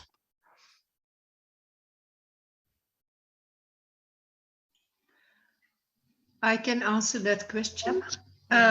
In Belgium, the mediation is paid by the government, by the Flemish government and the federal government. So the parties doesn't have to pay for the mediation. It's for free for the parties, but it's paid by the government. And when we are paid as mediation service, we are paid also by the government. So as mediators, we are paid by the government, but the mediations are also paid by the government. Right. So if I understand correctly, in Belgium, it is possible that during the proceedings, either the prosecutor or the judge may take note of the willingness of the parties to use mediation and to guide the parties to mediation. And in this case, at the end of the proceedings, the parties do no longer need to pay anything, including for the mediation? Annemieke, can you explain it to me in Dutch if I understand it well? So he asks, hij vraagt dus of als er een bemiddeling is voor partijen, dus dat door een magistraat en een rechter kan doorverwezen worden, En dat dan niet betaald wordt door de partij. Is dat zijn vraag dan? Want hij zegt ook iets over ze willen bemiddelen of niet bemiddelen. Wat is juist zijn vraag dan? Ja, ik begreep het ook zoals jij het zei, maar volgens mij is het nog een keer een bevestiging of er helemaal geen kosten zijn voor partijen. Oké. Maartje? Maartje? Yes. Had jij het ook zo begrepen? Yeah, I think Roel asks whether there's really no need to pay for anything. Yeah, and you don't have to pay for anything. The parties hasn't to pay anything of the mediation. When the prosecutor or the judge refers the file to our office, to our mediation office, the parties doesn't have to pay anything. It's for free, the whole line. When they come for the judge, and then they have to pay the costs of the courts, but that's something a part of the mediation. They don't have to pay. Maybe it's good to add how it works for the Netherlands, because in the Netherlands it's the same. If you participate in mediation panel cases, then the mediators, it's always two mediators, are paid by the court or the one who's referring. There's also victim offender mediation, and that's also for free, but it's also possible when parents really want a mediator and the judge has not referred, or it's also possible to hire one and to do it by yourself. It doesn't happen much, but I do know that some mediators are being paid by parents. But it's not normal. In the youth justice system, it is possible to refer a case to a mediator and the government or the court case. Just to add something to this discussion, thank you, Raul, thank you, Maciej and Miki, is that I think I know where this question is coming from Haru, because one of the challenges identified in the research report we did in Romania is exactly the fact that these services are not free of cost to the parties in Romania. So I think this is where his question comes from, because this is a challenge faced in Romania. So it's interesting to know that how important it is the need to push for policy change, for new legislation in a way that these services could be available in other countries as well, free of costs, when the costs are in fact taken over by the government, by the public authorities. So yes, thank you everyone. Yeah. Can I ask a question? Is in Romania mediation embedded in the law then, or not? Raul?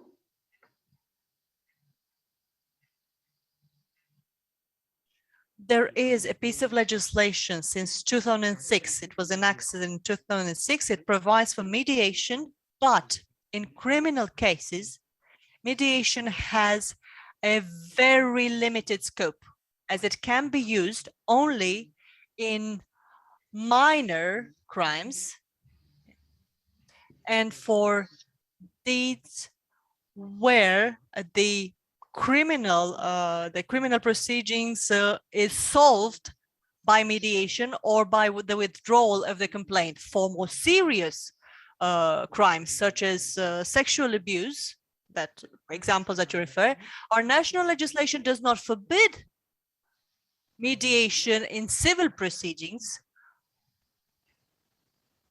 but even if the mediation, civil mediation, is successful, does not lead to the termination of the criminal proceedings. The court will give a decision, but they may retain it as a mitigating circumstance. Upon the individualization of the sentence, the judge may consider that this mediation procedure has taken place. But since the cause does not lead to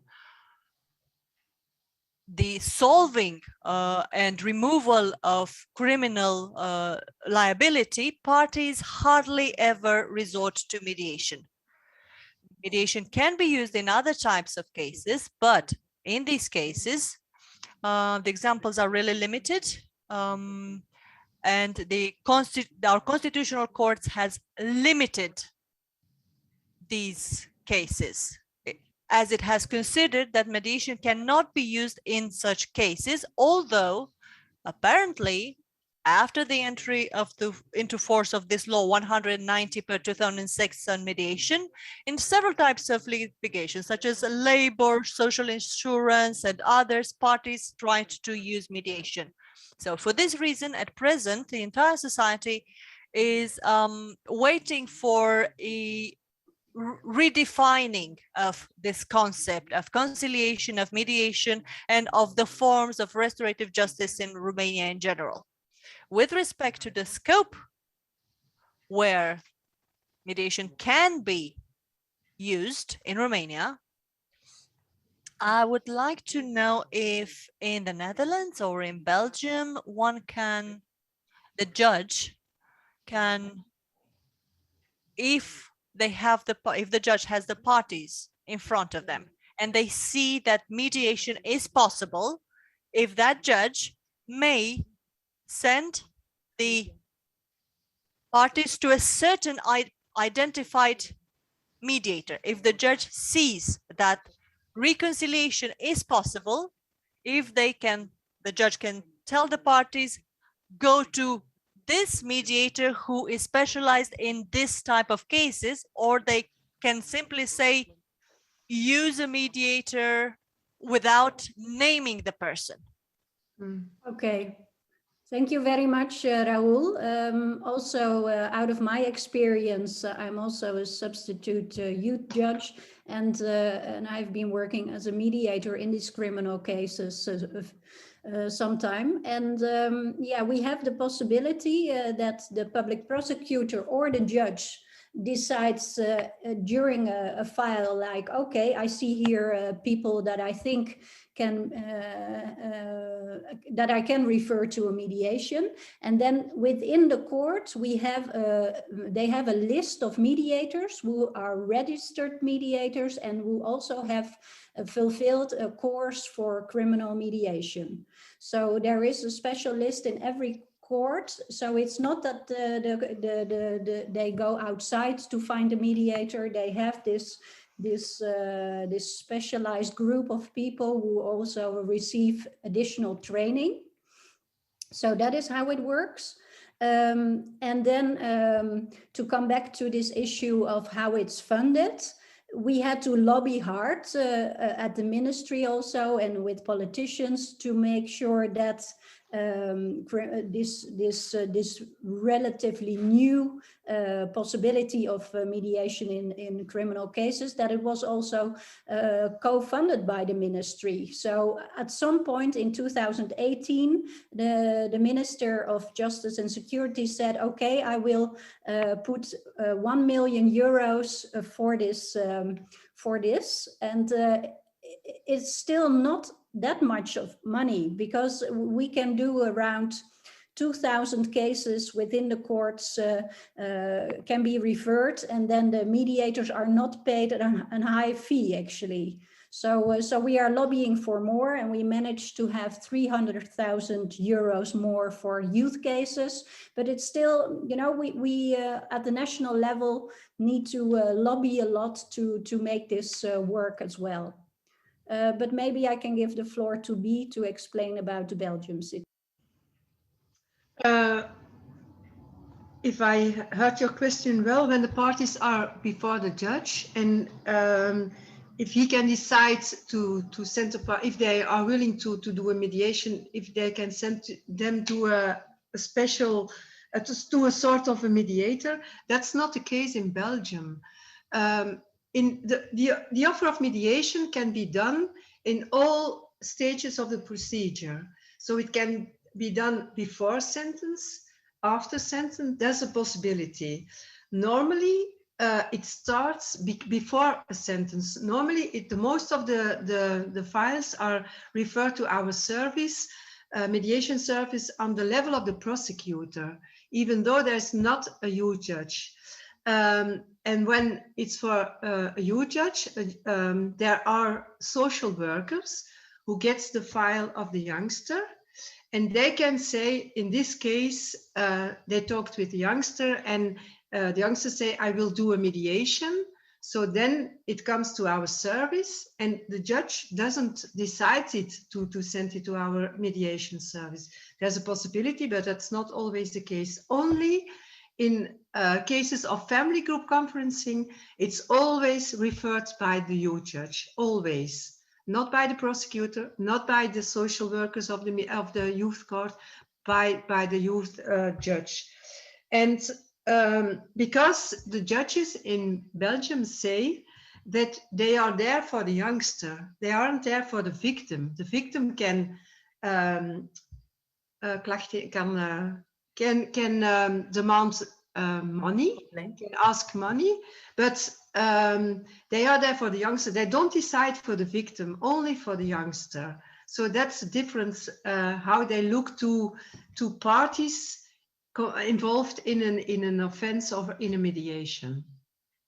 Am I clear? I don't know if I'm clear, but if not, you can ask questions. I try to be clear. Okay. Is that fine, Raoul? Did you want to add still, and because you posed more questions, or shall we move on? Okay. No, it's okay. I've understood. And thank you very much for your answers. Okay, and thank you for contributing by this. Mariama, you posed a question about the role of parents and if they can actually sometimes stay out of the room if they are actually making a problem for the youngster. Yeah, thank you, Annemiek. Actually, it's the question of consent. Just before I ask that question, I just want to mention a point, because that is so key, what is just being discussed, and the question of Judge Nestor, and that exchange that is really about, and this is why I restore is for, about how the European countries or the European system are so different. And I do this parallel with actually how developed our legal aid systems also. You know, when actually can children have access freely to a lawyer, and how children can access freely to a mediator. And we are hearing about a list of mediation that is with the court, and you could access it. And so what is so interesting, and I think maybe we could consider this, maybe I launch this to the consortium in preparation of the final conference, to say to maybe look into this further, and maybe have that as one of the topics in the final conference, to say, so how can we indeed make it more accessible for children? And we hear that it's only in 2018. It's like yesterday that in Holland they actually put, you mentioned €1 million. A certain amount. So I can hear maybe, or the hesitation or maybe frustrations of in some countries where you say, yes, but our governments are not actually even considering putting money into this. So this is like really far stretch. So I'm wondering, and I'm seeing Rasim on the screen, I'm wondering, how was it in Albania? And also from at the beginning, it was not a paid system. So obviously we understand the part of the lobby that is needed, but what do you do in that meantime? And that is maybe messages that could be maybe something that could be done as for the Aristo, the community, to actually say, okay, how can we, what is the message that we need parallel to the lobby to make sure that even though the government doesn't put yet that 1 million or 100,000 euro into this, how can we make sure that we can already start with restorative justice, even though we don't have yet, say, the money for it, and if the legislation or the procedures do not put an obstacle to it. And I think this maybe we could consider looking into solutions about that. And we are considering a second phase of Aristo, and maybe we could actually make that actually one also topic, the question of the accessibility. And this, just to close that, And but my question is actually a bit more about, I say, the consent, to say, because you sort of address it, be Martia, Silvia, about the importance. We understand the consent of the children to be part of the process.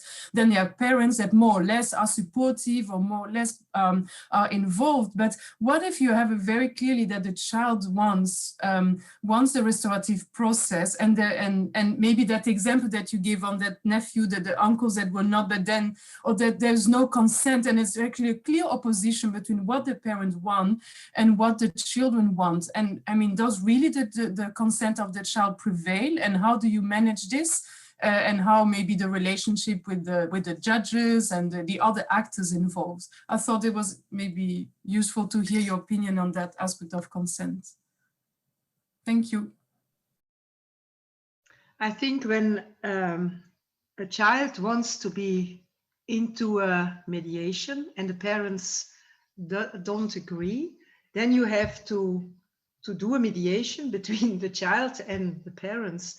Then you have to talk with them and to hear what are the resistance against this process of mediation. Where are you afraid of why do you react at this way? Because I see that your child wants to be into the process of mediation, you doesn't want. Do you agree that she does it? Why do you don't agree? So that's something that you have to discuss with the parents and the child, and to see if you can find a solution so that everyone can feel right in it. So everyone feels, okay, that's the decision. But that's something that we as a mediator also do. So that's I think one answer to your question that you pose. But in Belgium, with a victim, it's another story than with a youngster, because when a youngster has to pay a fee or money because of as a consequence of the crime, the offense, then there comes an agreement. A youngster can't sign these agreements, so the parents must take part of it. So that's also something that you have to discuss with the parents.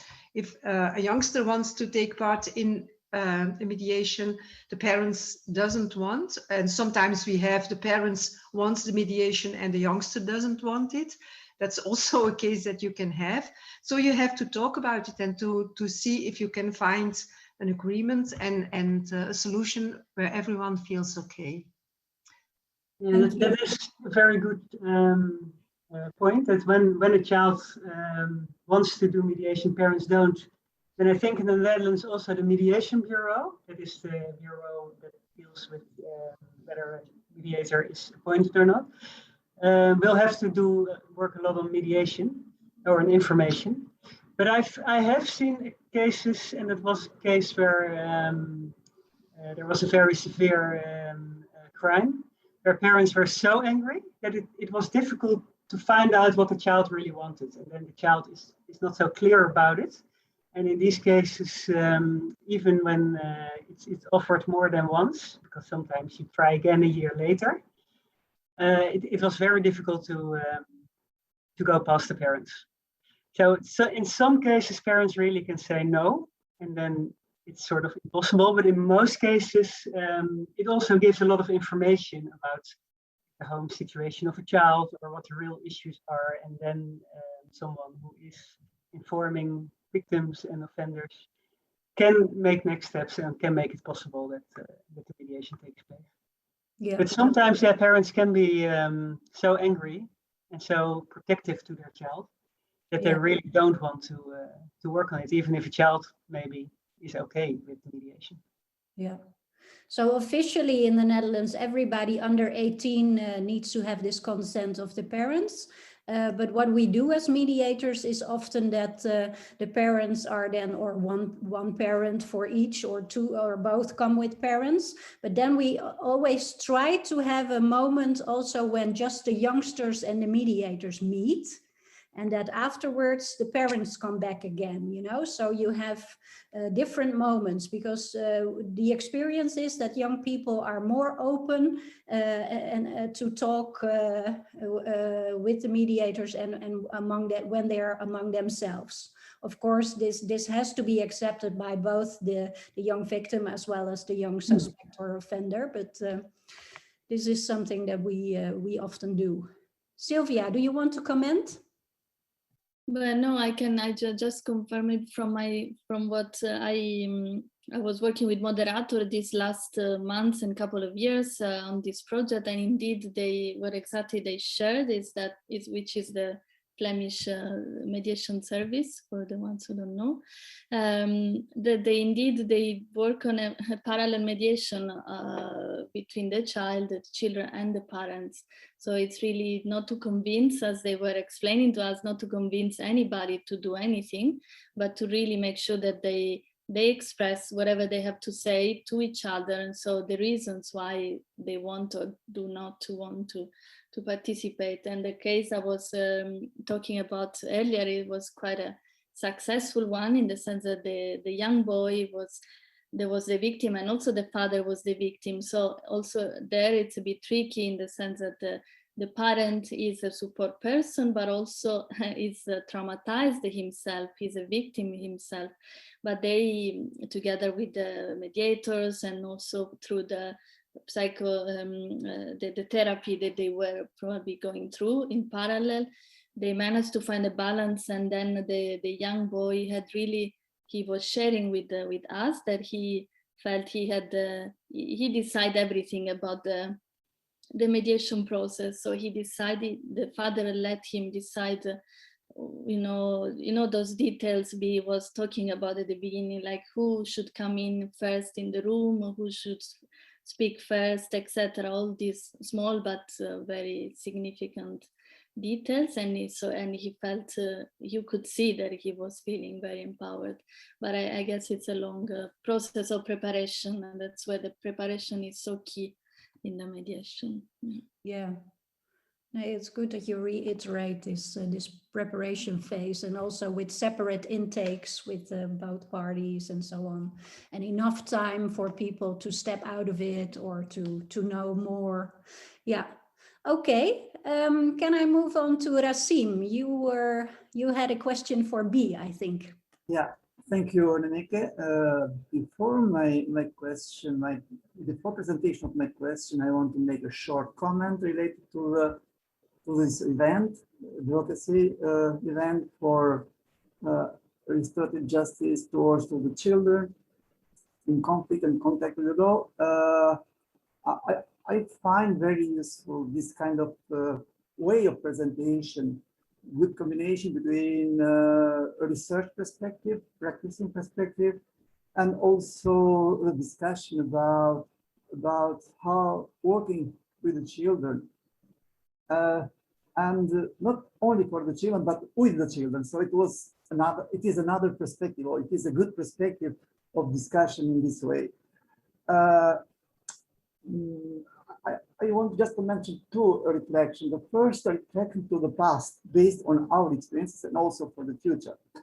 Well, I think it's very important to focus not only in developing restorative justice and to involve only offenders, but also child victims. And in a certain period, during 2006 until 2017, let's say in our practicing of restorative justice has been much more focused to the offender, because for different reasons, but the main reason is the legislation has been much more oriented in the offender. But after approval of the code for juveniles in conflict and in contact with the law, now there are a balance in the sense of application of restorative justice and taking consideration needs not only of the offender but also the victims. In this sense, it's very important reflection. And the second one is we are in the process of preparation for new intervention. A new intervention in the frame of the implementation of the code for juveniles, And in intervention, it's much more focused in a multidisciplinary approach. And the restorative justice, victim of further mediation, and family conference, it's the main component. In this sense, I find very useful a presentation, a case study, practicing, and special also the challenge. Now I want to back at my question, and through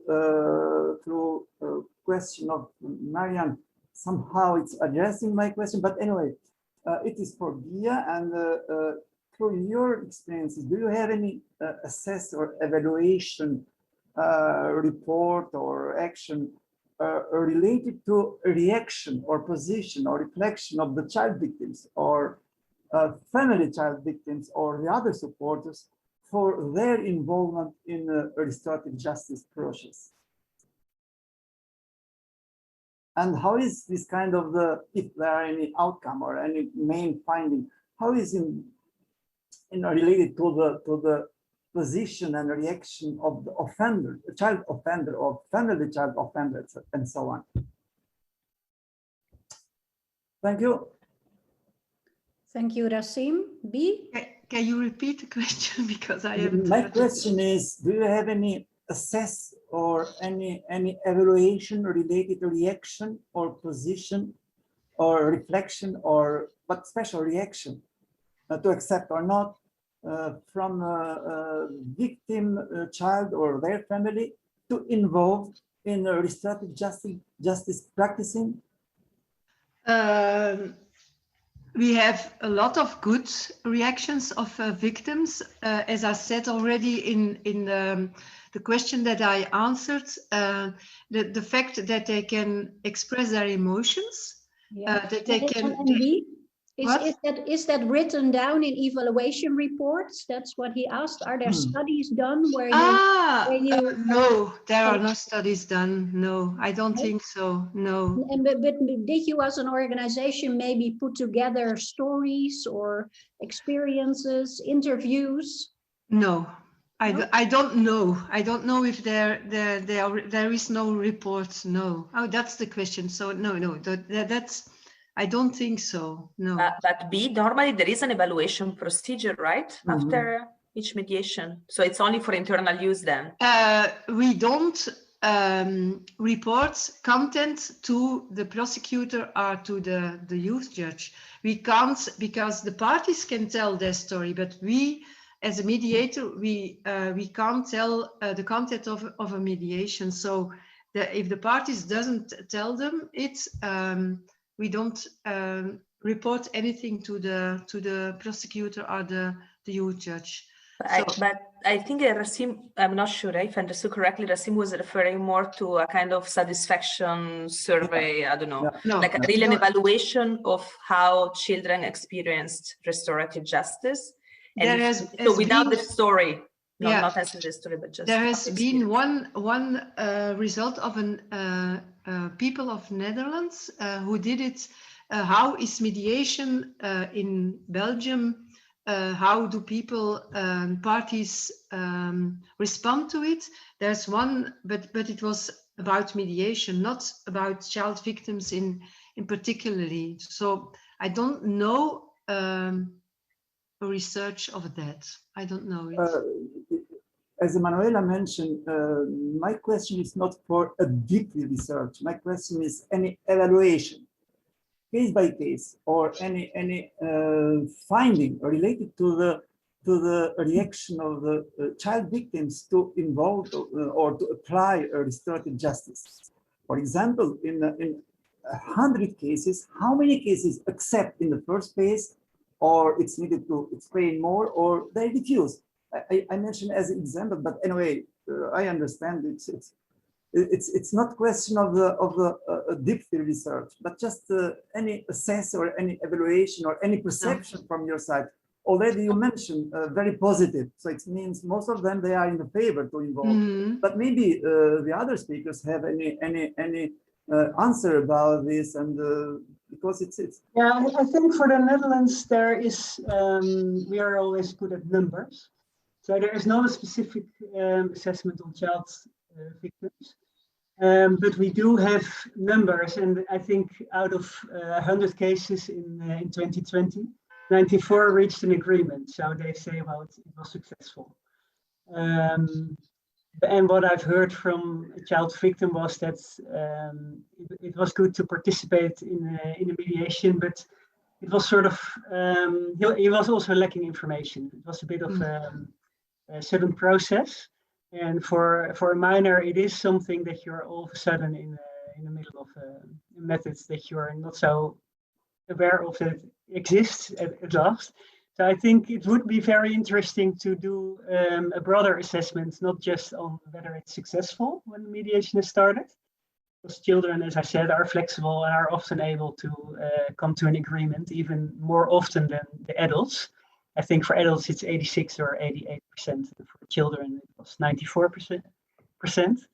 But it is interesting to have a broader assessment on whether children are informed well, whether they do know what they're part of, whether they have been heard well.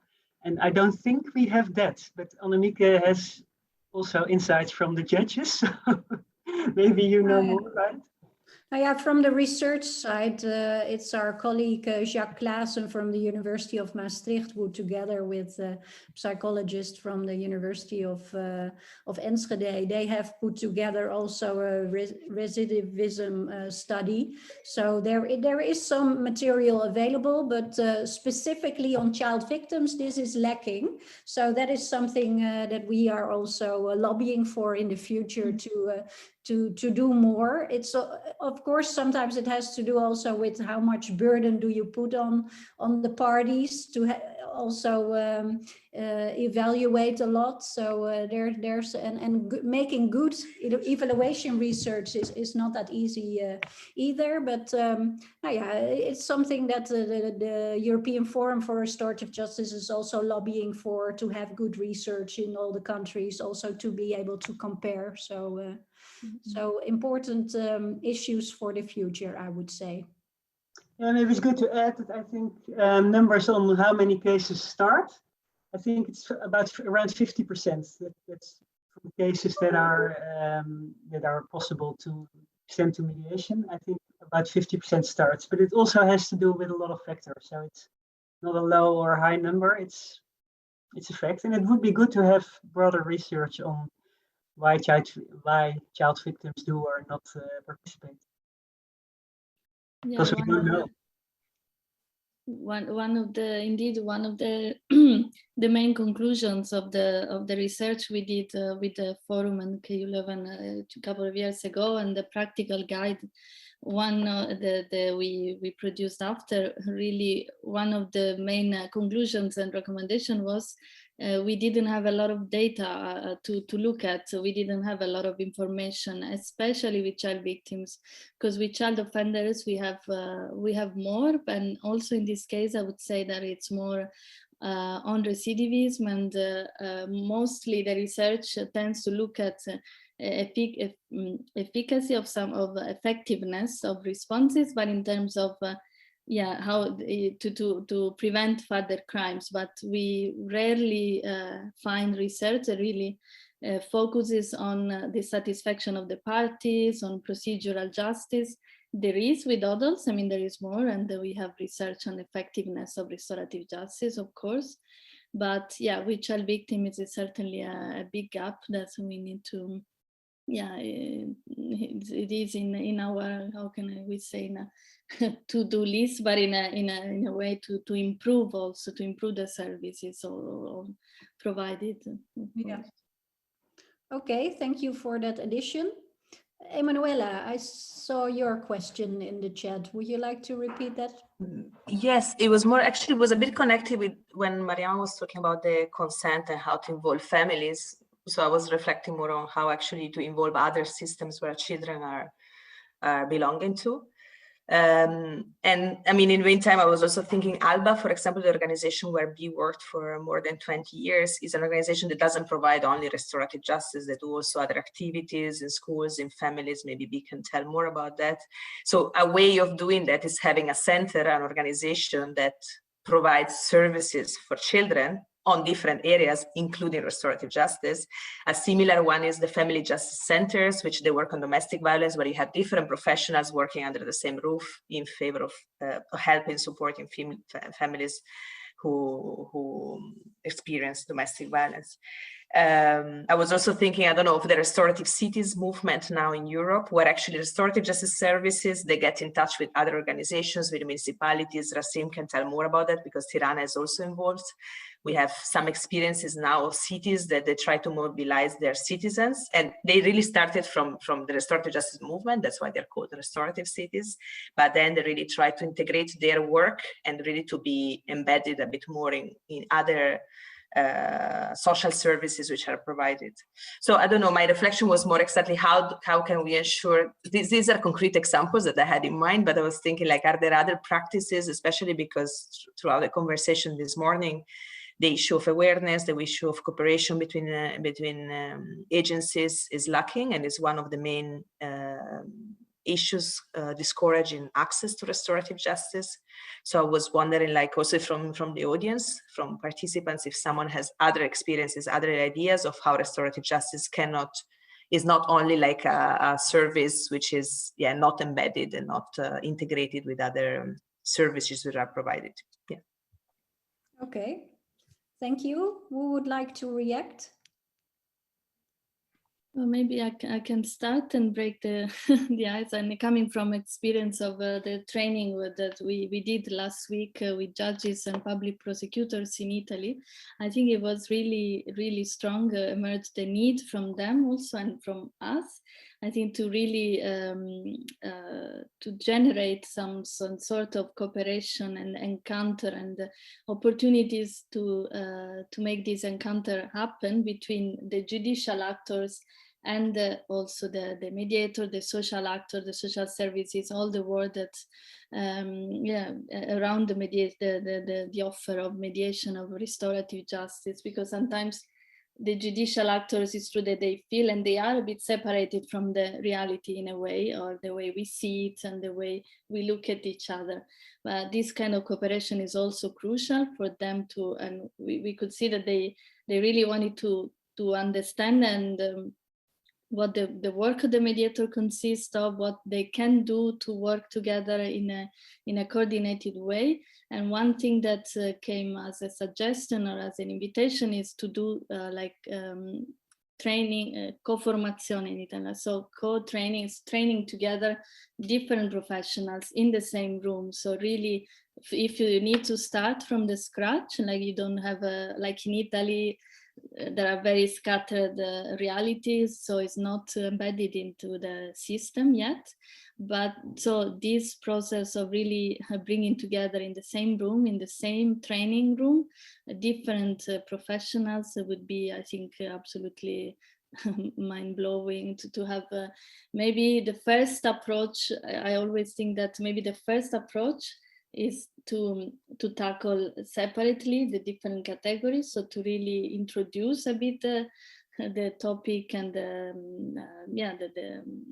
challenges, especially related to the specific, in this case, specific juridical aspects. But then immediately the second step would be to then bring all together with all the actors at work to understand each other also, because the language is very different and of different professionals, and that can be a huge obstacle in making then restorative justice happen in the reality.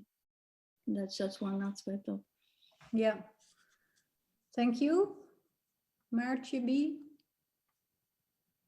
I don't have anything to add to what Silvia said. I think it's a lack, that there is a lot of work to do. As Emmanuel said, it would be good that there would be a house or an organization where a child, even an offender or a child victim or parents can, from all of the society can go to when they have a problem and to talk, and that it can be dispatched to a service who can mediate, or people who can work together. It would be a good thing, I think. So that's what Silvia said. I think it's a good idea, but there's a lot of work to do because there are several parties, everyone thinks in his mind, but you can compare and to be multidisciplinary, and that would be a good thing, I think.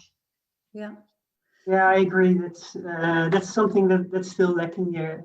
You're sometimes either in the justice system or you're in a restorative process or you're in the care system. And it would be good to see what is happening to a child and to have a more child-friendly start of what's needed. Yeah. So yeah, we all agree on that, I think, and there's a lot of work to be done.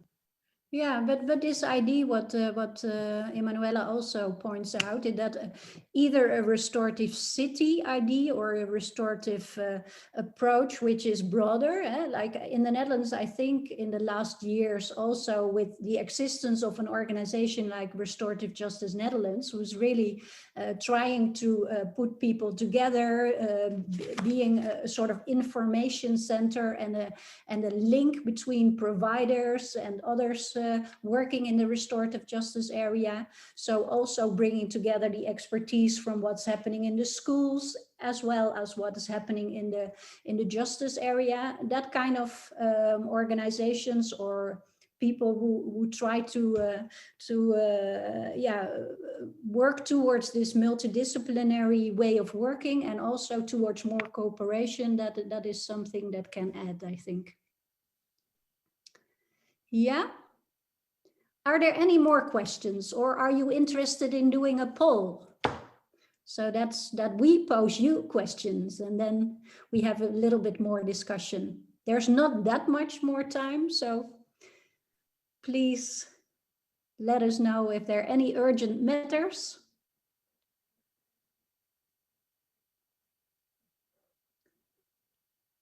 Otherwise, I ask Thomas to share at least the first questions we have.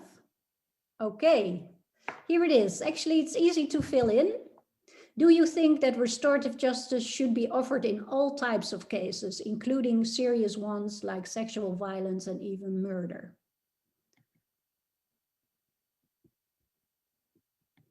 Can you fill it in? I have to see how I do it myself.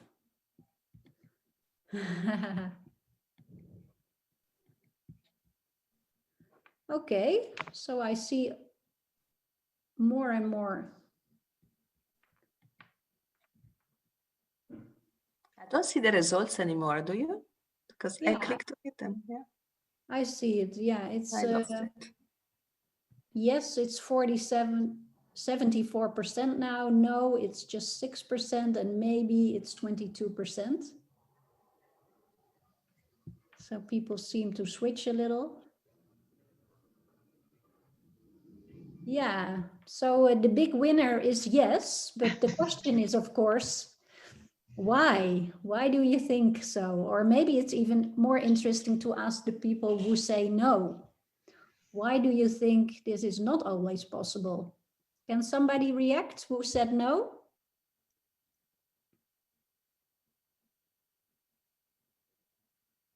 Why should we say that certain cases are not suitable for restorative justice interventions? You may have very good reasons to do so.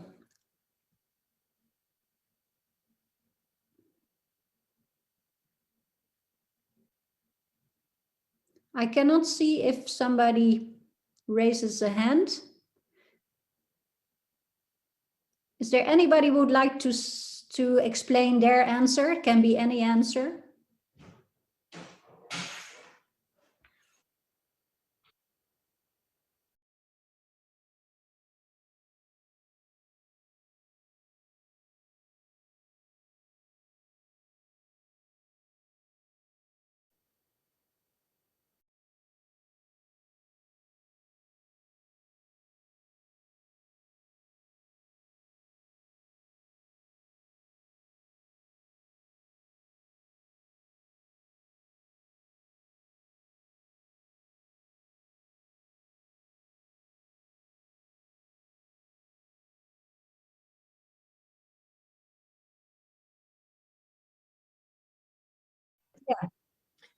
Christina, Yeah. can I ask a question for you?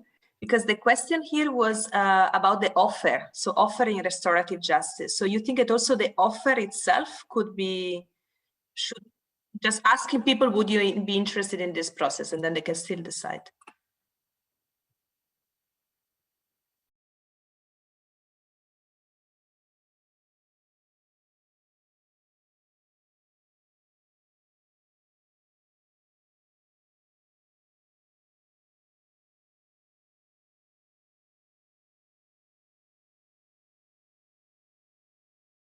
Yeah.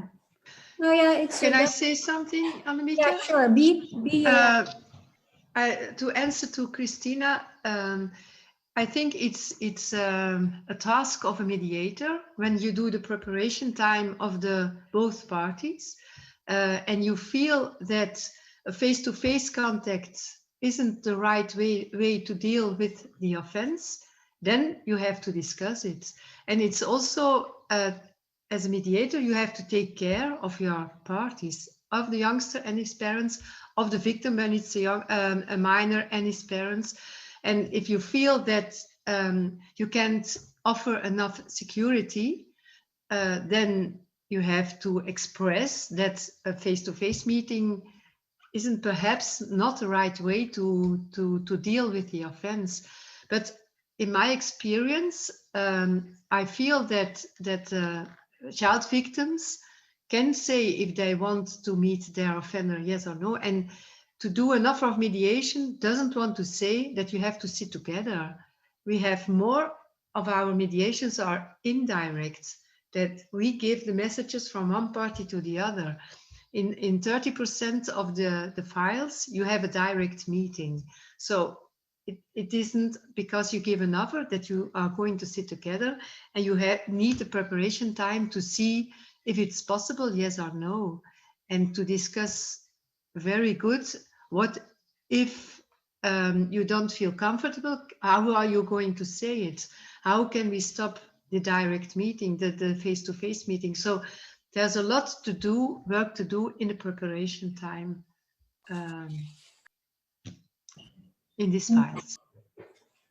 Thank you, B. More comments on this? Yeah, maybe I can jump in. Yeah, I see that Emanuela is also putting some references in the chat. I think we are talking about the same thing. And to react to Judge Nestor's comment about terrorism and the use of restorative justice, the potentiality of restorative justice. Well, from my knowledge and the experiences I see, I think also restorative justice is possible. There is the word impossible is not in the realm of restorative justice word. You don't know what it will bring, but it is possible at least to offer this possibility. That's I think something we all agree. And with terrorism, so we have indeed, Manuela mentioned in the chat, this great, quite successful experience. Of course, with many challenges and still today many challenges, but a very good experience of restorative justice encounters in Italy. Northern Italy, related to the acts of terrorism that were carried out in the 70s. So we had some domestic terrorism from right and left wings, both sides. So, it's promoted, I think it started around 2000. It's been really 20 years project. It's a very long process and still ongoing. Where a team of mediators led by Claudia Mazzucato and others in Italy, from Milan and to other northern Italy cities in northern Italy. So they started, well, of course, I'm just telling you in a nutshell, it's a much more complex and longer process, but they eventually got to realize these meetings, encounters between the victims or relatives of the victims killed by terrorist attacks and former terrorists, so people who have been sentenced already also and have paid their sentence in jail for 20 years or more. And so they eventually agreed to meet And I think another very interesting factor is that this meeting were open to the community itself, because what we could argue in terrorism acts is that the community is also very much harmed. It's not just the single victim, but it's a whole community and society that is obviously harmed by this violence. So some witnesses, not witnesses of the act, but some witnesses of the meeting, they participated to the encounter, bringing in the perspective of the third party, so the community. So it's a very rich experience, and they wrote a book about it. I don't know, Manuel, if it's still translated in other languages, maybe not yet, but it's still in Italian at the moment. I'm just searching for the book review at the moment in English, because the book normally had to be translated, but as far as I know, it's not yet. It's called Il Libro dell'Incontro for the Italians online, and it's the Book of the Encounter. So it really, it's a beautiful story, and it's still it's still ongoing, and you can also find testimonies online about the different parties, where it's very powerful experience. And there are other experiences I know less about, but in Spain, in the Basque Country, and very good to mention that, Silvia. Our colleagues in Northern Ireland, Tim Chapman and colleagues, have been working on this issue as well. But it is almost 12, so we could continue much longer, I see, but I think I would like to thank our guest speakers for today very much, Maartje Berger, Bi van Severen and Silvia Randazzo. I would like to thank my colleague Emanuela Biffi, who is always very good in making complex things very practical, and also to think of different ways of interactive ways of working, like what we did this morning.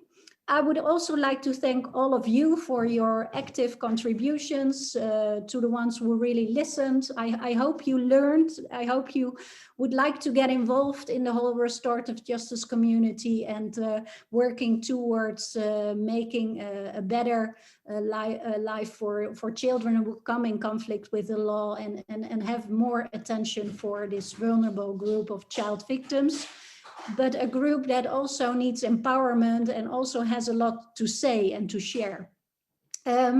And that are my closing words. I was so empowered, for example, in one of our previous meetings by words of a Romanian youngster who was imprisoned, and he had the opportunity to go through a restorative justice process and also to share his knowledge later on with us and with others, and that itself empowered him much more already. So that kind of things, to see that is something that this project contributes to.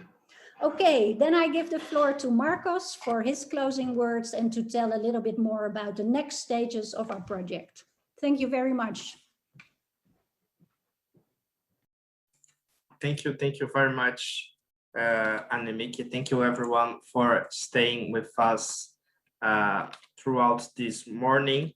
So, in terms of next steps, well, as I said in the beginning of this event, I'd like to highlight to you that by mid-September we will have an e-learning program, an e-learning course available on Child Hub, which is our portal for child protection in Europe.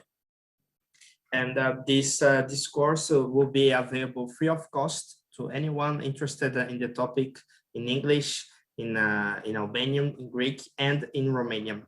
So this is a nice opportunity to continue on capacity building, to continue on better understanding restorative justice and its concepts. So please do not hesitate to keep checking the Child Hub portal, so that you are informed of our next publications. And we are approaching the closure, the end of our restore. So by the end of October, beginning of November, perhaps, we will have our closing conference, which will be a child-led event where children will pitch their ideas about children's rights, about restorative justice, kind of with a format of a TED Talk experience, where they'll talk in front of an audience of professionals, of policymakers, of practitioners.